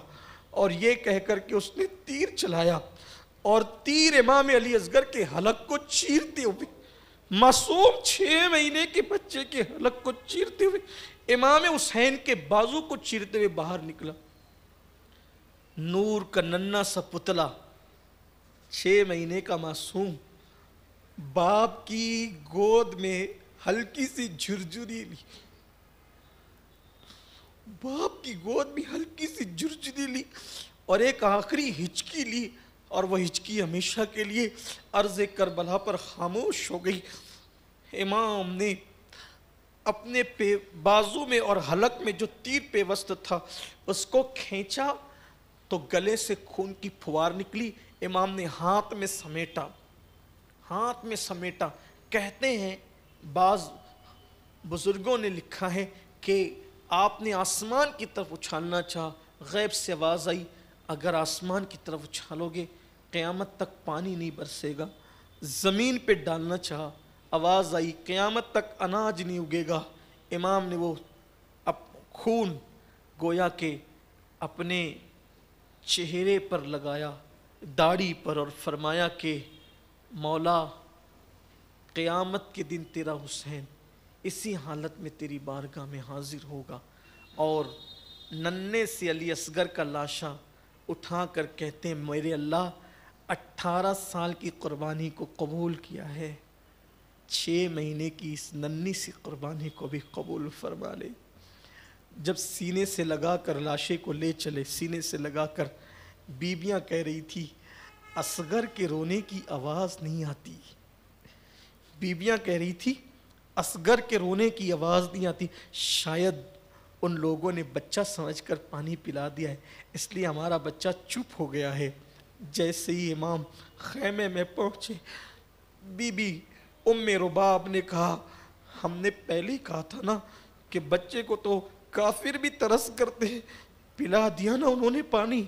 امام نے کہا ہاں میرے بچے نے پانی تو پیا، لیکن شامیوں کے یزیدیوں کے ہاتھوں سے نہیں بلکہ اپنے نانا کے ہاتھوں سے۔ جام کوثر جتنا سننا تھا کہ بیبیوں نے جیسے ہی ہاتھ میں امام علی اصغر کو لیا، کوہرام بپا ہو گیا، سینے سے لگا کر رو پڑی۔ علی اصغر کا جھولا خاموش ہو گیا، خیمے میں ہنگامہ بپا ہو گیا۔ ابھی امام لا کر کے علی اصغر کو بیبیوں کے حوالے ہی کیا تھا۔ ایک تاریخی روایت ہے،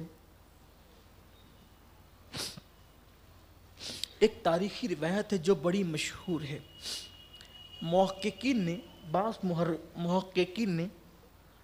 بعض مورخین نے، سیرت نگاروں نے اس کی مخالفت کی ہے، اس کے خلاف اپنی تحقیق بیان کی ہے، لیکن ہمارے یہاں اورنگ آباد میں ایک خانقاہ ہے، حضرت نظام الدین اورنگ آبادی کلیمی رحمۃ اللہ علیہ کی، ان کے خلیفہ ہیں حضرت فخر پاک، جن کا مزار بابا قطب الدین بختیار کاکی کے احاطے میں ہے۔ ان کی نسل میں جو مشائخ ہیں انہوں نے کثرت سے اپنے خطبات میں اس کو بیان کیا ہے جو میں بیان کرنے والا ہوں۔ ابھی جو بیان کرنے جا رہا ہوں یہ روایت، میں پہلے کہہ رہا ہوں کہ بعض محققین نے اس کا انکار کیا ہے، لیکن حضرت فخر پاک کی خاندان کے مشائخ جو بڑے علم والے تھے انہوں نے اپنے خطبات میں اس کو بیان کیا ہے۔ تو میں صرف ناقل کی حیثیت سے، پتہ نہیں کس کی تحقیق صحیح ہے، میں تحقیق میں نہ الجھنا چاہتا ہوں نہ الجھانا چاہتا ہوں، لیکن صرف ناقل کی حیثیت سے حضرت فخر پاک کے ان نبیرہ اور شہزادوں کے حوالے سے یہ بات بیان کرنا چاہتا ہوں کہ ناقل کی حیثیت سے آپ خود ہی فیصلہ کریں، اگر آپ کو صحیح لگے تو قبول کر لیں، نہیں صحیح لگے تو چھوڑ دیں۔ اس لیے کہ کربلا کی بہت سی روایتوں میں محققین میں اختلاف ہیں، کیا بیان کریں کیا چھوڑیں، تو اس وجہ سے میں جہاں جہاں اختلافی بات آ رہی ہے وضاحت کر رہا ہوں کہ جس کو سمجھ میں آئے قبول کرو، جس کو سمجھ میں آئے چھوڑ دو، لیکن جو بات ہو رہی ہے وہ کسی نہ کسی کے حوالے سے ہو رہی ہے۔ امام علی اصغر کا لاشا بیبیوں کے حوالے کیا، حوالے کرنے کے بعد اب امام خود کربلا کے میدان میں جانا چاہتے ہیں۔ ایسے میں دیکھا کہ دور سے گرد اٹھتی ہوئی نظر آئی، ایسا لگا کہ کوئی آ رہا ہے، اور تھوڑی دیر میں کوئی آنے والا آیا، تو امام نے کہا کہ کون ہو؟ کہا کہ امام میں مدینہ منورہ گیا تھا روضہ رسول کی حاضری کے لیے، اور وہاں پر میں حاضری کے لیے جاتا تھا تو میں دیکھتا تھا کہ ایک شہزادی پردہ نشین ہے، وہ آتی ہے اور روضہ رسول پر کھڑے ہو کر کے دیر تک روتی رہتی، اور رونے کے بعد پھر وہ چلی جاتی۔ کئی دن ایسے ہوا، ایک دن میں نے اس شہزادی کو روتے ہوئے دیکھا تو پوچھا کہ بی بی کون ہے آپ، کیوں روتی ہیں آپ؟ تو کہا کہ میں حسین ابن علی کی بیٹی ہوں، میرا نام فاطمہ صغرا ہے، اور میرے بابا کوفہ گئے ہوئے ہیں، جب وہ کوفہ جا رہے تھے تو میں بیمار تھی اور مجھے بیماری کی وجہ سے ساتھ نہیں لے جا سکے۔ میں وضاحت کر چکا ہوں کہ اس پر گفتگو ہے، لیکن حضرت فخر پاک کے خاندان کے مشائخ کے حوالے سے بیان کر رہا ہوں۔ مجھے نہیں لے جا سکے اور اب بڑی یاد آتی ہے، وہ کوفہ گئے ہوئے۔ تو میں نے کہا کہ میں بھی کوفہ کا ہی رہنے والا ہوں، اگر کوئی خدمت کر سکتا ہوں بی بی، تو میں جان گیا کہ آپ نواسی رسول ہیں، اگر کوئی خدمت کر سکتا ہوں تو بتائیں۔ تو کہیں ایک کام کریں، آپ کوفہ جا رہے ہیں تو میرا خط لیتے جائیں اور میرے بابا کو میرا خط پہنچا دیں، اور فی الحال میرے پاس دینے کے لیے کچھ نہیں ہے، لیکن اگر آپ یہ کام کر دیں گے تو میں قیامت کے دن اپنے نانا سے بہت کچھ دلواؤں گی، اور میرے بابا سے جب میری ملاقات ہوگی تو کچھ نہ کچھ انعام میں دلا دوں گی، اور وہاں آپ پہنچیں گے کوفہ تو وہ خود ہی بڑے سخی ہیں، تمہیں بہت نوازیں گے۔ میرے پاس اس وقت کچھ نہیں، اور ایک خط دیا اس بی بی نے اور کچھ کھلونے دی، کچھ کپڑے دیے اور کہا کہ میرے بابا کو لے جانا، اور خط دی۔ امام نے خط کھولا تو مضامین الگ الگ بیان کیے گئے ہیں۔ امام نے خط کھولا تو یوں کہیے کہ شکایت ہی شکایت، شکوے ہی شکوے تھے۔ سلام میرے بابا جان، اس کا مفہوم اپنے الفاظ کے جامع میں پڑھ رہا ہوں کہ آپ نے تو کہا تھا نا کہ جب آپ کوفہ پہنچ جائیں گے تو بھیا علی اکبر کو بھیجیں گے، بھیا قاسم کو بھیجیں گے، مجھے بلا لیں گے، اور ابھی تک آپ لوگوں نے کوئی خط بھی نہیں بھیجا، کوئی آپ نے اطلاع بھی نہیں بھیجی، آپ لوگ ہیں کہاں؟ آپ لوگ کوئی اطلاع ہی نہیں کرتے، ناراض ہو گئے ہیں، اور اکبر تو آئے گا تو میں اس سے بہت ناراض ہو جاؤں گی، اور اس نے وعدہ وفا نہ کیا، اور بابا یہ چند کپڑے ہیں جو میں نے اپنے ہاتھوں سے علی اصغر کے لیے سل کر کے رکھے ہیں، میرا بھیا جو ہے وہ عمر کے کسی حصے میں پہنچ چکا ہوگا، یہ کپڑے میرے علی اصغر کو، یہ چھوٹے بچے کو میری طرف سے کپڑے ہیں، کھلونے ہیں، اور مجھے جلدی بلائیں، مجھے جلدی طلب کریں، کسی کو بھیجے بابا جان تاکہ میں علی اصغر کا جھولا جھلانے کی سعادتیں حاصل کروں، اپنے بھیا کو کھلا سکوں۔ بہت سی باتیں لکھی۔ امام نے ایک خط پڑھا، آنکھوں میں آنسو تھے، اور فرمانے لگے کہ اے آنے والے تیرا شکریہ، لیکن تجھے پتہ کیسے چلا؟ کہا امام میں کوفہ ہی جا رہا تھا، میں نے ادھر فوج دیکھی تو میں نے رستہ کاٹ لیا کہ کہیں میں پکڑا نہ جاؤں، ادھر آیا تو ادھر آپ سے ملاقات ہو گئی، تو میں اللہ تجھے جزا دے، اس وقت تو تجھے دینے کے لیے میرے پاس بظاہر کچھ نہیں ہے۔ اور اس کے بعد جب وہ خط لے کر اور وہ کپڑے لے کر اور وہ تحفے طائف لے کر جو بھی تھے جو سیدہ سغرا نے بھیجے تھے، جب خیمے میں پہنچے تو بیبیوں نے کہا کون تھا؟ کہا سغرا کا قاصد تھا۔ کہا کیا کہا اس نے؟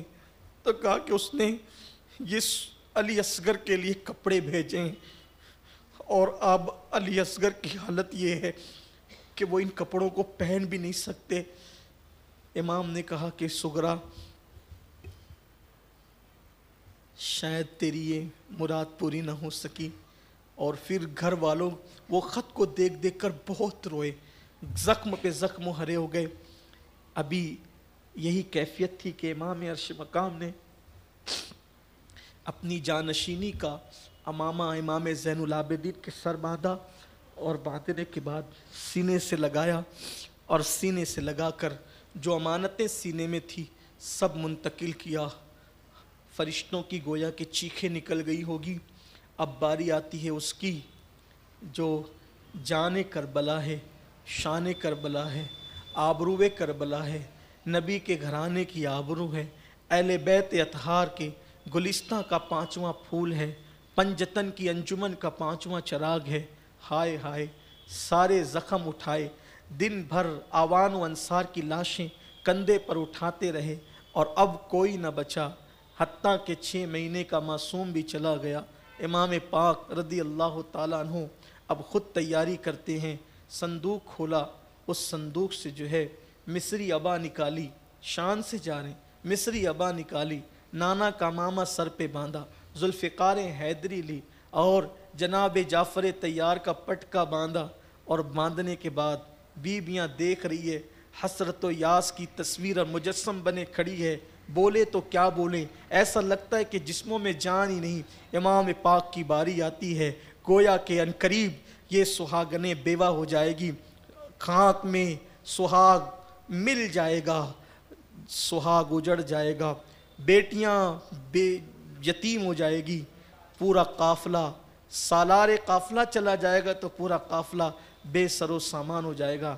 امام نے وصیت کی میری شہادت کے بعد ماتم نہیں کرنا، نوحہ نہیں کرنا، بال نہیں نوچنا، چہرے پہ تماچے نہیں لگانا، صبر کرنا۔ زین العابدین امام سے کہا کہ بیٹے آپ سالار قافلہ ہو، محرم ہو، یہ قافلہ لے جانا۔ سیدہ سے کہا زینب جب یہ قافلہ تیرا مدینے پہنچے تو نانا کو سلام کہنا، اور جو تو نے دیکھا ہے وہ ساری داستان نانا کو سنا کہ اس امت نے میرے ساتھ کیا سلوک کیا، اور یہ بھی بتانا کہ جس حسین کو آپ اپنے کندھوں پہ سوار کرتے تھے، جس حسین کے لیے سجدے طویل کرتے تھے، اس نے قربانی دینے میں کوئی کوتاہی نہیں کی۔ نانا آپ سے کیا وہ وعدہ وفا کیا، وعدے کو وفا کرنے میں کوئی کوتاہی نہیں کی۔ امام پاک وصیت کرنے امام زین العابدین کو سکینہ لپٹتی ہے، بابا میرے بابا آپ نہ جائیں، بابا جو جاتا ہے واپس نہیں آتا، چچا عباس گئے اب تک نہیں پلٹے، بھائی اکبر گیا اب تک نہیں آیا، قاسم گئے نہیں آئے، اونو محمد گئے نہیں آئے، جو جاتا ہے واپس نہیں آتا، آپ نہ جائیں بابا آپ کی سکینہ یتیم ہو جائے گی، بابا آپ کے بغیر ہمارا کون ہوگا، آپ کے سینے پر کون سوئے گا بابا، کچھ سکینہ کو سینے پہ کون سلائے گا بابا، بابا ہمارے ناز کون اٹھائے گا، آپ کو میں نہیں جانے دوں گی۔ امام نے سیدہ زینب کو سکینہ کو سونپا، آپ فرمایا سکینہ زینب تم جانتی ہو میں سکینہ سے کتنا پیار کرتا ہوں، میری بیٹی کو یتیمی کا احساس مت ہونے دے، میری بیٹی کو یتیمی کا احساس مت ہونے دینا، اس کو رونے مت دینا، اس کا خیال کرنا زینب۔ اور پھر بہت ساری باتیں کہی، اور جیسے رخصت ہونے لگے سیدہ نے ایسا لگتا تھا کچھ یاد ہے، کہا رکو بھائی رکو، اور ایک گٹھری کھولی، اور گٹھری کھول کر کے اس میں سے کئی پیوندوں والا ایک دوپٹہ نکالا اور کہا بھیا اس دوپٹے کو جانتے ہو؟ بہن کے ہاتھ میں دوپٹہ دیکھا، پھٹا ہوا پیوند لگا ہوا، اس دوپٹے کو جانتے ہو؟ دونوں بھائی بہن پھوٹ پھوٹ کے رونے لگے، اور اس کے بعد سیدہ نے کہا یہ دوپٹہ امی فاطمہ کا ہے۔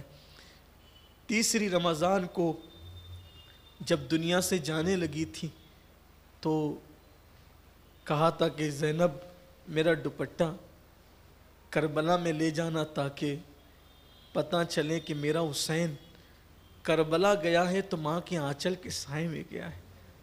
جس بیٹے کے ساتھ ماں کا پلو ہو بیٹا کبھی ناکام نہیں ہوتا، میرے بیٹے کو یہ میدان کربلا میں سونپنا جب وہ جا رہا ہو۔ حضرت بابا فرید الدین گنج شکر فرماتے ہیں، راحت القلوب میں یہ بات موجود ہے کہ فرماتے ہیں کہ کسی نے شب عاشور یا عاشورہ کی شب عاشور دیکھا کہ ایک بی بی ہے پردہ نشین جو کربلا کے میدان میں پتھر چن رہی، ایک پردہ نشین خاتون ہے جو پتھر چنتی ہے اور اپنی آستین سے کربلا کی زمین کو جھاڑو دیتی، اپنی آستین سے کربلا کی زمین کو جھاڑو دیتی ہے اور پتھر اور کنکر چنتی ہے۔ خواب دیکھنے والے نے پوچھا بی بی آپ کون ہیں، آپ کون ہیں، کیا کر رہی ہیں، پتھر چن رہی ہیں، آستین سے جھاڑو دے رہی ہیں؟ فرمایا میں فاطمہ بنت محمد ہوں، میں فاطمہ بنت محمد ہوں، اور یہ زمین کربلا کی زمین ہے، کل صبح میرا بیٹا حسین گھوڑے سے اسی مقام پر گرے گا، اپنی سواری سے اسی مقام پہ گرے گا، تو میرے بیٹے کو کنکر نہ چپ جائے، اس لیے میں کنکر اٹھا کر کے زمین کو صاف کر رہی ہوں۔ یہ بابا فرید گنج شکر بیان فرماتے، امام علی مقام علی جد علیہ السلام جب نکلنے لگے سواری پر بیٹھنے کے لیے، سواری پہ بیٹھنے کے لیے جب امام نکلنے لگے تو چونکہ سواری پر سوار کرانے کے لیے کوئی لگام پکڑنے والا، کوئی بٹھانے والا تو چاہیے تھا، سارے خیمے خالی تھے، کل تک کے جو خیمے گجگجا رہے تھے جوانوں سے، خوبصورت چہروں سے، آج وہ سارے خیمے خالی، سب خیمے خالی ہو گئے۔ امام پاک صبر و رضا کا مجسم تھے، جب جانے لگے تو احساس ہوا کہ کوئی لگام پکڑنے والا بھی نہیں ہے۔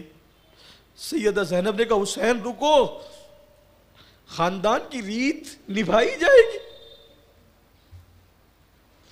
خاندان کی ریت نبھائی جائے گی۔ نانا براق پر جا رہے تھے معراج میں تو جبریل نے رکاب تھامی تھی، نانا سوار ہوتے تھے تو علی رکاب تھامتے، علی سوار ہوتے تو حسن حسین رکاب پکڑتے تھے، اور حسن سوار ہوتے تھے تو حسین، حسین سوار ہوتے تھے تو حسن، اور حسین سوار ہوتے تھے تو عباس۔ آج کوئی نہیں ہے لیکن تیری زینب ہے جو خاندان کی روایت کو ضائع نہیں ہونے دے گی، نبھائے گی۔ حسین کوئی مرد نہیں ہے، آج کے دن کے لیے زینب اس لیے زندہ ہے تاکہ وہ کمی کو پوری کر سکیں۔ سیدہ زینب نے کیا بہن تھی، کیا محبت تھی بہن بھائی کی، اور پھر رکاب پکڑی، امام سوار ہوئے، بیویاں حسرت و یاس کا پیکر بنے ہوئے۔ حضرت استاد زمن کہتے ہیں فاطمہ کے لاڈلے کا آخری دیدار ہے، فاطمہ کے لاڈلے کا آخری دیدار ہے، حشر کا ہنگامہ برپا ہے میان اہل بیت، حشر کا ہنگامہ برپا ہے میان اہل سالار قافلہ۔ اب قافلے کو جنگل و بیابان میں اکیلے چھوڑ کے جا رہا ہے، بیویوں کا سہاگ اجڑ رہا ہے، بھائی کا لاشان قریب دیکھنے کو ملے گا، بچیاں یتیم ہوگی، ننھے ننھے بچوں کے سر سے سایہ اٹھ جائے گا پدری کا۔ امام علی مقام جس کا دل 70 سے زیادہ لاشیں اٹھاتے اٹھاتے چھلنی تھا اور سارے غم پیتے جا رہے تھے، اب میدان میں آئے، اور میدان میں آنے کے بعد اللہ اکبر، فرشتوں کی چیخیں نکلی ہوگی، پورا میدان بے چین و بے قرار ہو گیا ہوگا۔ اشقیاء نے امام کو دیکھا اور دیکھنے کے بعد امام نے خطبہ دیا۔ اب وہ خطبہ پڑھنے کا بھی وقت نہیں رہا، اس لیے کہ جو ہے وہ ابھی تھوڑی دیر کے بعد ہی ہمارے قائد، ہمارے امیر حضور قبلہ امیر سنی دعوت اسلامی اسی کے فوراً بعد SDI چینل پر خطاب بہت خوبصورت عنوان پہ فرمائیں گے، تو میں اپنی گفتگو کو وقت پہ ختم کرنا چاہتا ہوں۔ امام نے جو وہ خطبہ دیا وہ خطبہ بھی طویل ہے، لیکن امام علی مقام، امام عرش مقام سامنے آئے، اور آنے کے بعد ان ظالموں نے بڑے بڑے پہلوانوں کو بچا کر کے رکھا ہوا تھا، اور پھر ان ظالموں نے ان پہلوانوں کو لایا، امام نے سب سے مقابلہ کیا، تھک چکے تھے، ہارے نہیں تھے، تھک چکے تھے، ہارے نہیں تھے۔ امام نے جو ہے وہ سب کا مقابلہ کیا۔ حالانکہ سوچو ذہن پہ کتنا دباؤ ہوگا، تھوڑی دیر غور کرو، سوچو ذہن پہ کتنا دباؤ ہوگا۔ انسان کو تھوڑا سا ٹینشن ہوتا ہے تو تقریر کے الفاظ جو ہے وہ انسان کو سمجھ میں نہیں آتے، انسان کی زبان ساتھ نہیں دیتی۔ کتنا دباؤ ہوگا بیویوں کا، ان کا کون محافظ ہوگا؟ بیویاں چھوڑ کے جا رہے ہیں، پورا قافلہ ہے، خواتین اور بچے رہ گئے، کوئی نہیں بچا ہے، ان کا کیا ہوگا؟ یہ مدینے تک کیسے جائیں گے؟ اور پھر علی اکبر جیسا شہزادہ، قاسم جیسا بھتیجا، اون و محمد جیسے بھانجے، اور جناب عباس جیسا بھائی، اس طریقے سے گویا کہ پورا قافلہ لٹ گیا ہے۔ کیا زخم ہوگا، کیا درد ہوگا، کیا غم ہوگا، لیکن صبر و رضا کا مجسم حسین، نانا نے لعاب چسا کر کے کتنا حوصلہ، کتنی ہمت، کتنی طاقت، کتنی جرأت، کتنی بہادری، کتنی شجاعت دی تھی کہ امام علی مقام پے کرے صبر و رضا بن کر، صبر و رضا کا پہاڑ بن کر کے ڈٹے ہوئے ہیں، اور کشتوں کے پشتے لگاتے ہیں، اور اس کے بعد یزیدیوں کے چھکے چھڑاتے ہیں۔ بالآخر امام علی مقام پھر پلٹ کر آئے، بیویوں کو آخری سلام کہا، اور سلام کہنے کے بعد پھر کچھ وصیتیں کی، اور وصیت کرنے کے بعد امام علی مقام جب پلٹے، چاروں طرف سے گھیر لیے گئے۔ ابن جریر طبری کہتے ہیں 72 یا 73 زخم امام علی مقام کے جسم پر تھے، اور حضرت امام محمد باقر جو امام زین العابدین کے بیٹے ہیں، وہ فرماتے ہیں کہ جب میں نے اپنے دادا امام حسین کا وہ پیرہن دیکھا جو شہادت کے وقت جسم پر تھا، تو اس میں تیروں اور تلواروں کے 300 سوراخ موجود تھے۔ یہ روایت بھی موجود ہے کتابوں کے اندر۔ تو اور ایک تیر امام علی مقام، امام عرش مقام علی جد علیہ السلام کی پیشانی پر لگا، پیشانی پر تیر لگا، پورا وجود چھلنی تھا، خون سے لہو لہان تھے، اور گویا کہ آج میدان کربلا میں استاد زمن نے بڑا خوبصورت نقشہ کھینچا ہے۔ کہتے ہیں فرشتوں کا تانتا ایسے بن گیا تھا کہ افق کربلا بھر گئی تھی۔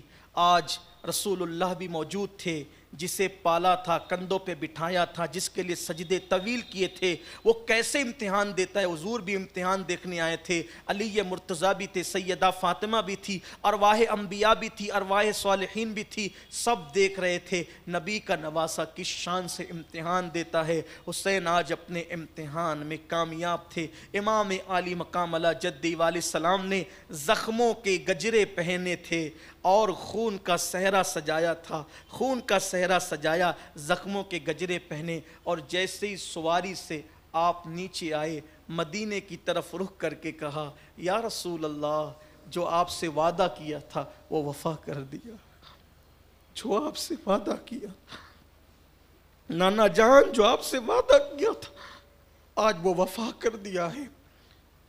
اور پھر آسمان کی طرف رخ کر کے کہتے مولا حسین تو تجھ سے راضی ہے، ذرا تو بھی بتا کیا تو حسین سے راضی؟ سب لٹا کر کا تو بھی حسین سے راضی ہے۔ امام علی مقام نے یہ کہا، اور یہ کہنے کے بعد جو ہے آپ نے اپنے گھٹنے زمین پر ٹیک دیے، اور وہ زخمی پیشانی جس پر تیر لگا ہوا تھا امام نے سر سجدے میں رکھا، حالت سجدہ میں سر رکھا۔ ایک بدبخت آیا اور اس نے جیسے ہی امام کی گردن پر جو ہے وہ تلوار مارنی چاہیے، ہاتھ کانپ گئے اس کے۔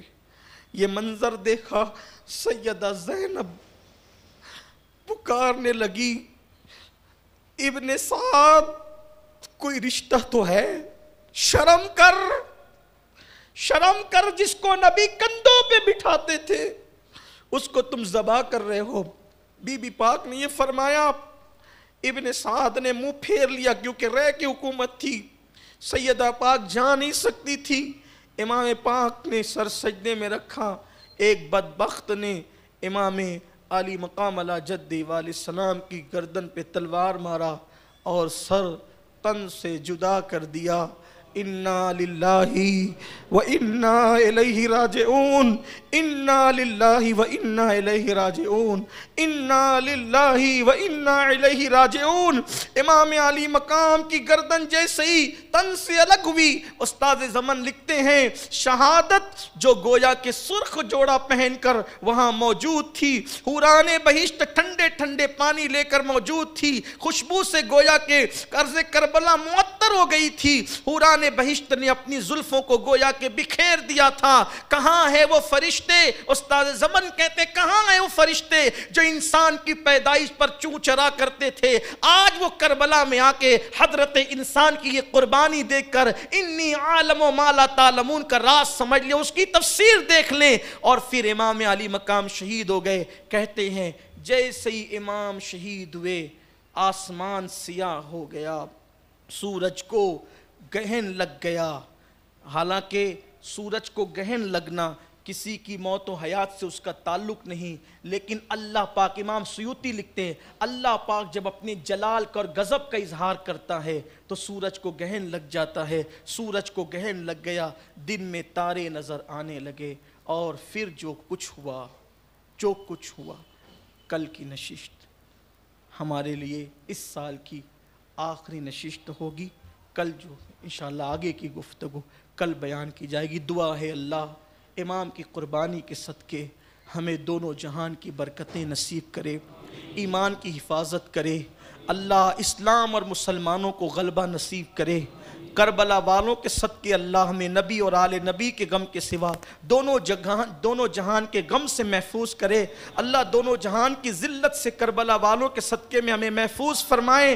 جو آنکھیں آنسوؤں کی سوگات پیش کرتی ہے اہل بیت کی بارگاہ میں صحابہ کرام کے احترام اور تعظیم کے ساتھ، اللہ ان آنکھوں کو کسی غم میں کبھی نہ رلائے۔ اللہ ہر خوشی آپ کو ہم سب کو نصیب کرے۔ بے اولادوں کے جو بے اولاد اللہ امام علی اصغر کے صدقے انہیں نیک اولاد عطا کرے، جو بیٹیوں کے باپ ہے بیٹے چاہتے ہیں حضرت امام علی اکبر کے صدقے اللہ سب کو اچھے سچے نیک ستھرے بیٹے عطا فرمائیں، جن کو رشتے نہیں اللہ ان بیٹیوں کو اچھے رشتے نصیب فرمائیں، جو لوگ غربت کی چکی میں پسنے اللہ انہیں ہر غربت کی چکی سے نجات عطا فرمائیں، کورونا کی وبا کا خاتمہ فرما دے اللہ، پھر سے اللہ حرم کو بحال کرے، مسجدوں کو بحال کرے، مسجدوں کی رونق کو بحال کرے، اللہ ہم سب کو دین و سنیت کی خدمت کی توفیق عطا کرے، جتنے علماء مشائخ سادات ہیں، جتنی سنی تنظیمیں تحریک اللہ سب کو عروج دن 11ویں رات 12ویں ترقی دے، بالخصوص اللہ سنی دعوت اسلامی کو دن 11ویں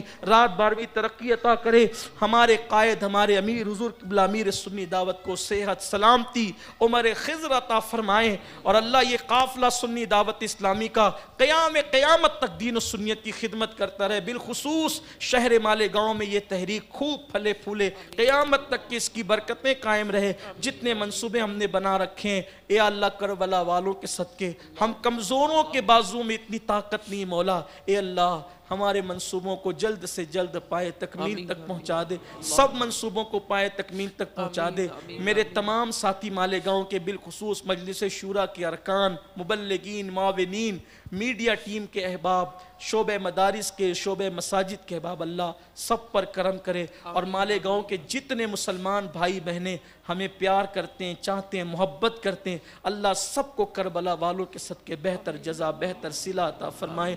گفتگو کے درمیان اگر اچھا لگا ہو تو لائک کر کے آگے شیئر ضرور کر دینا۔ اللہ حافظ۔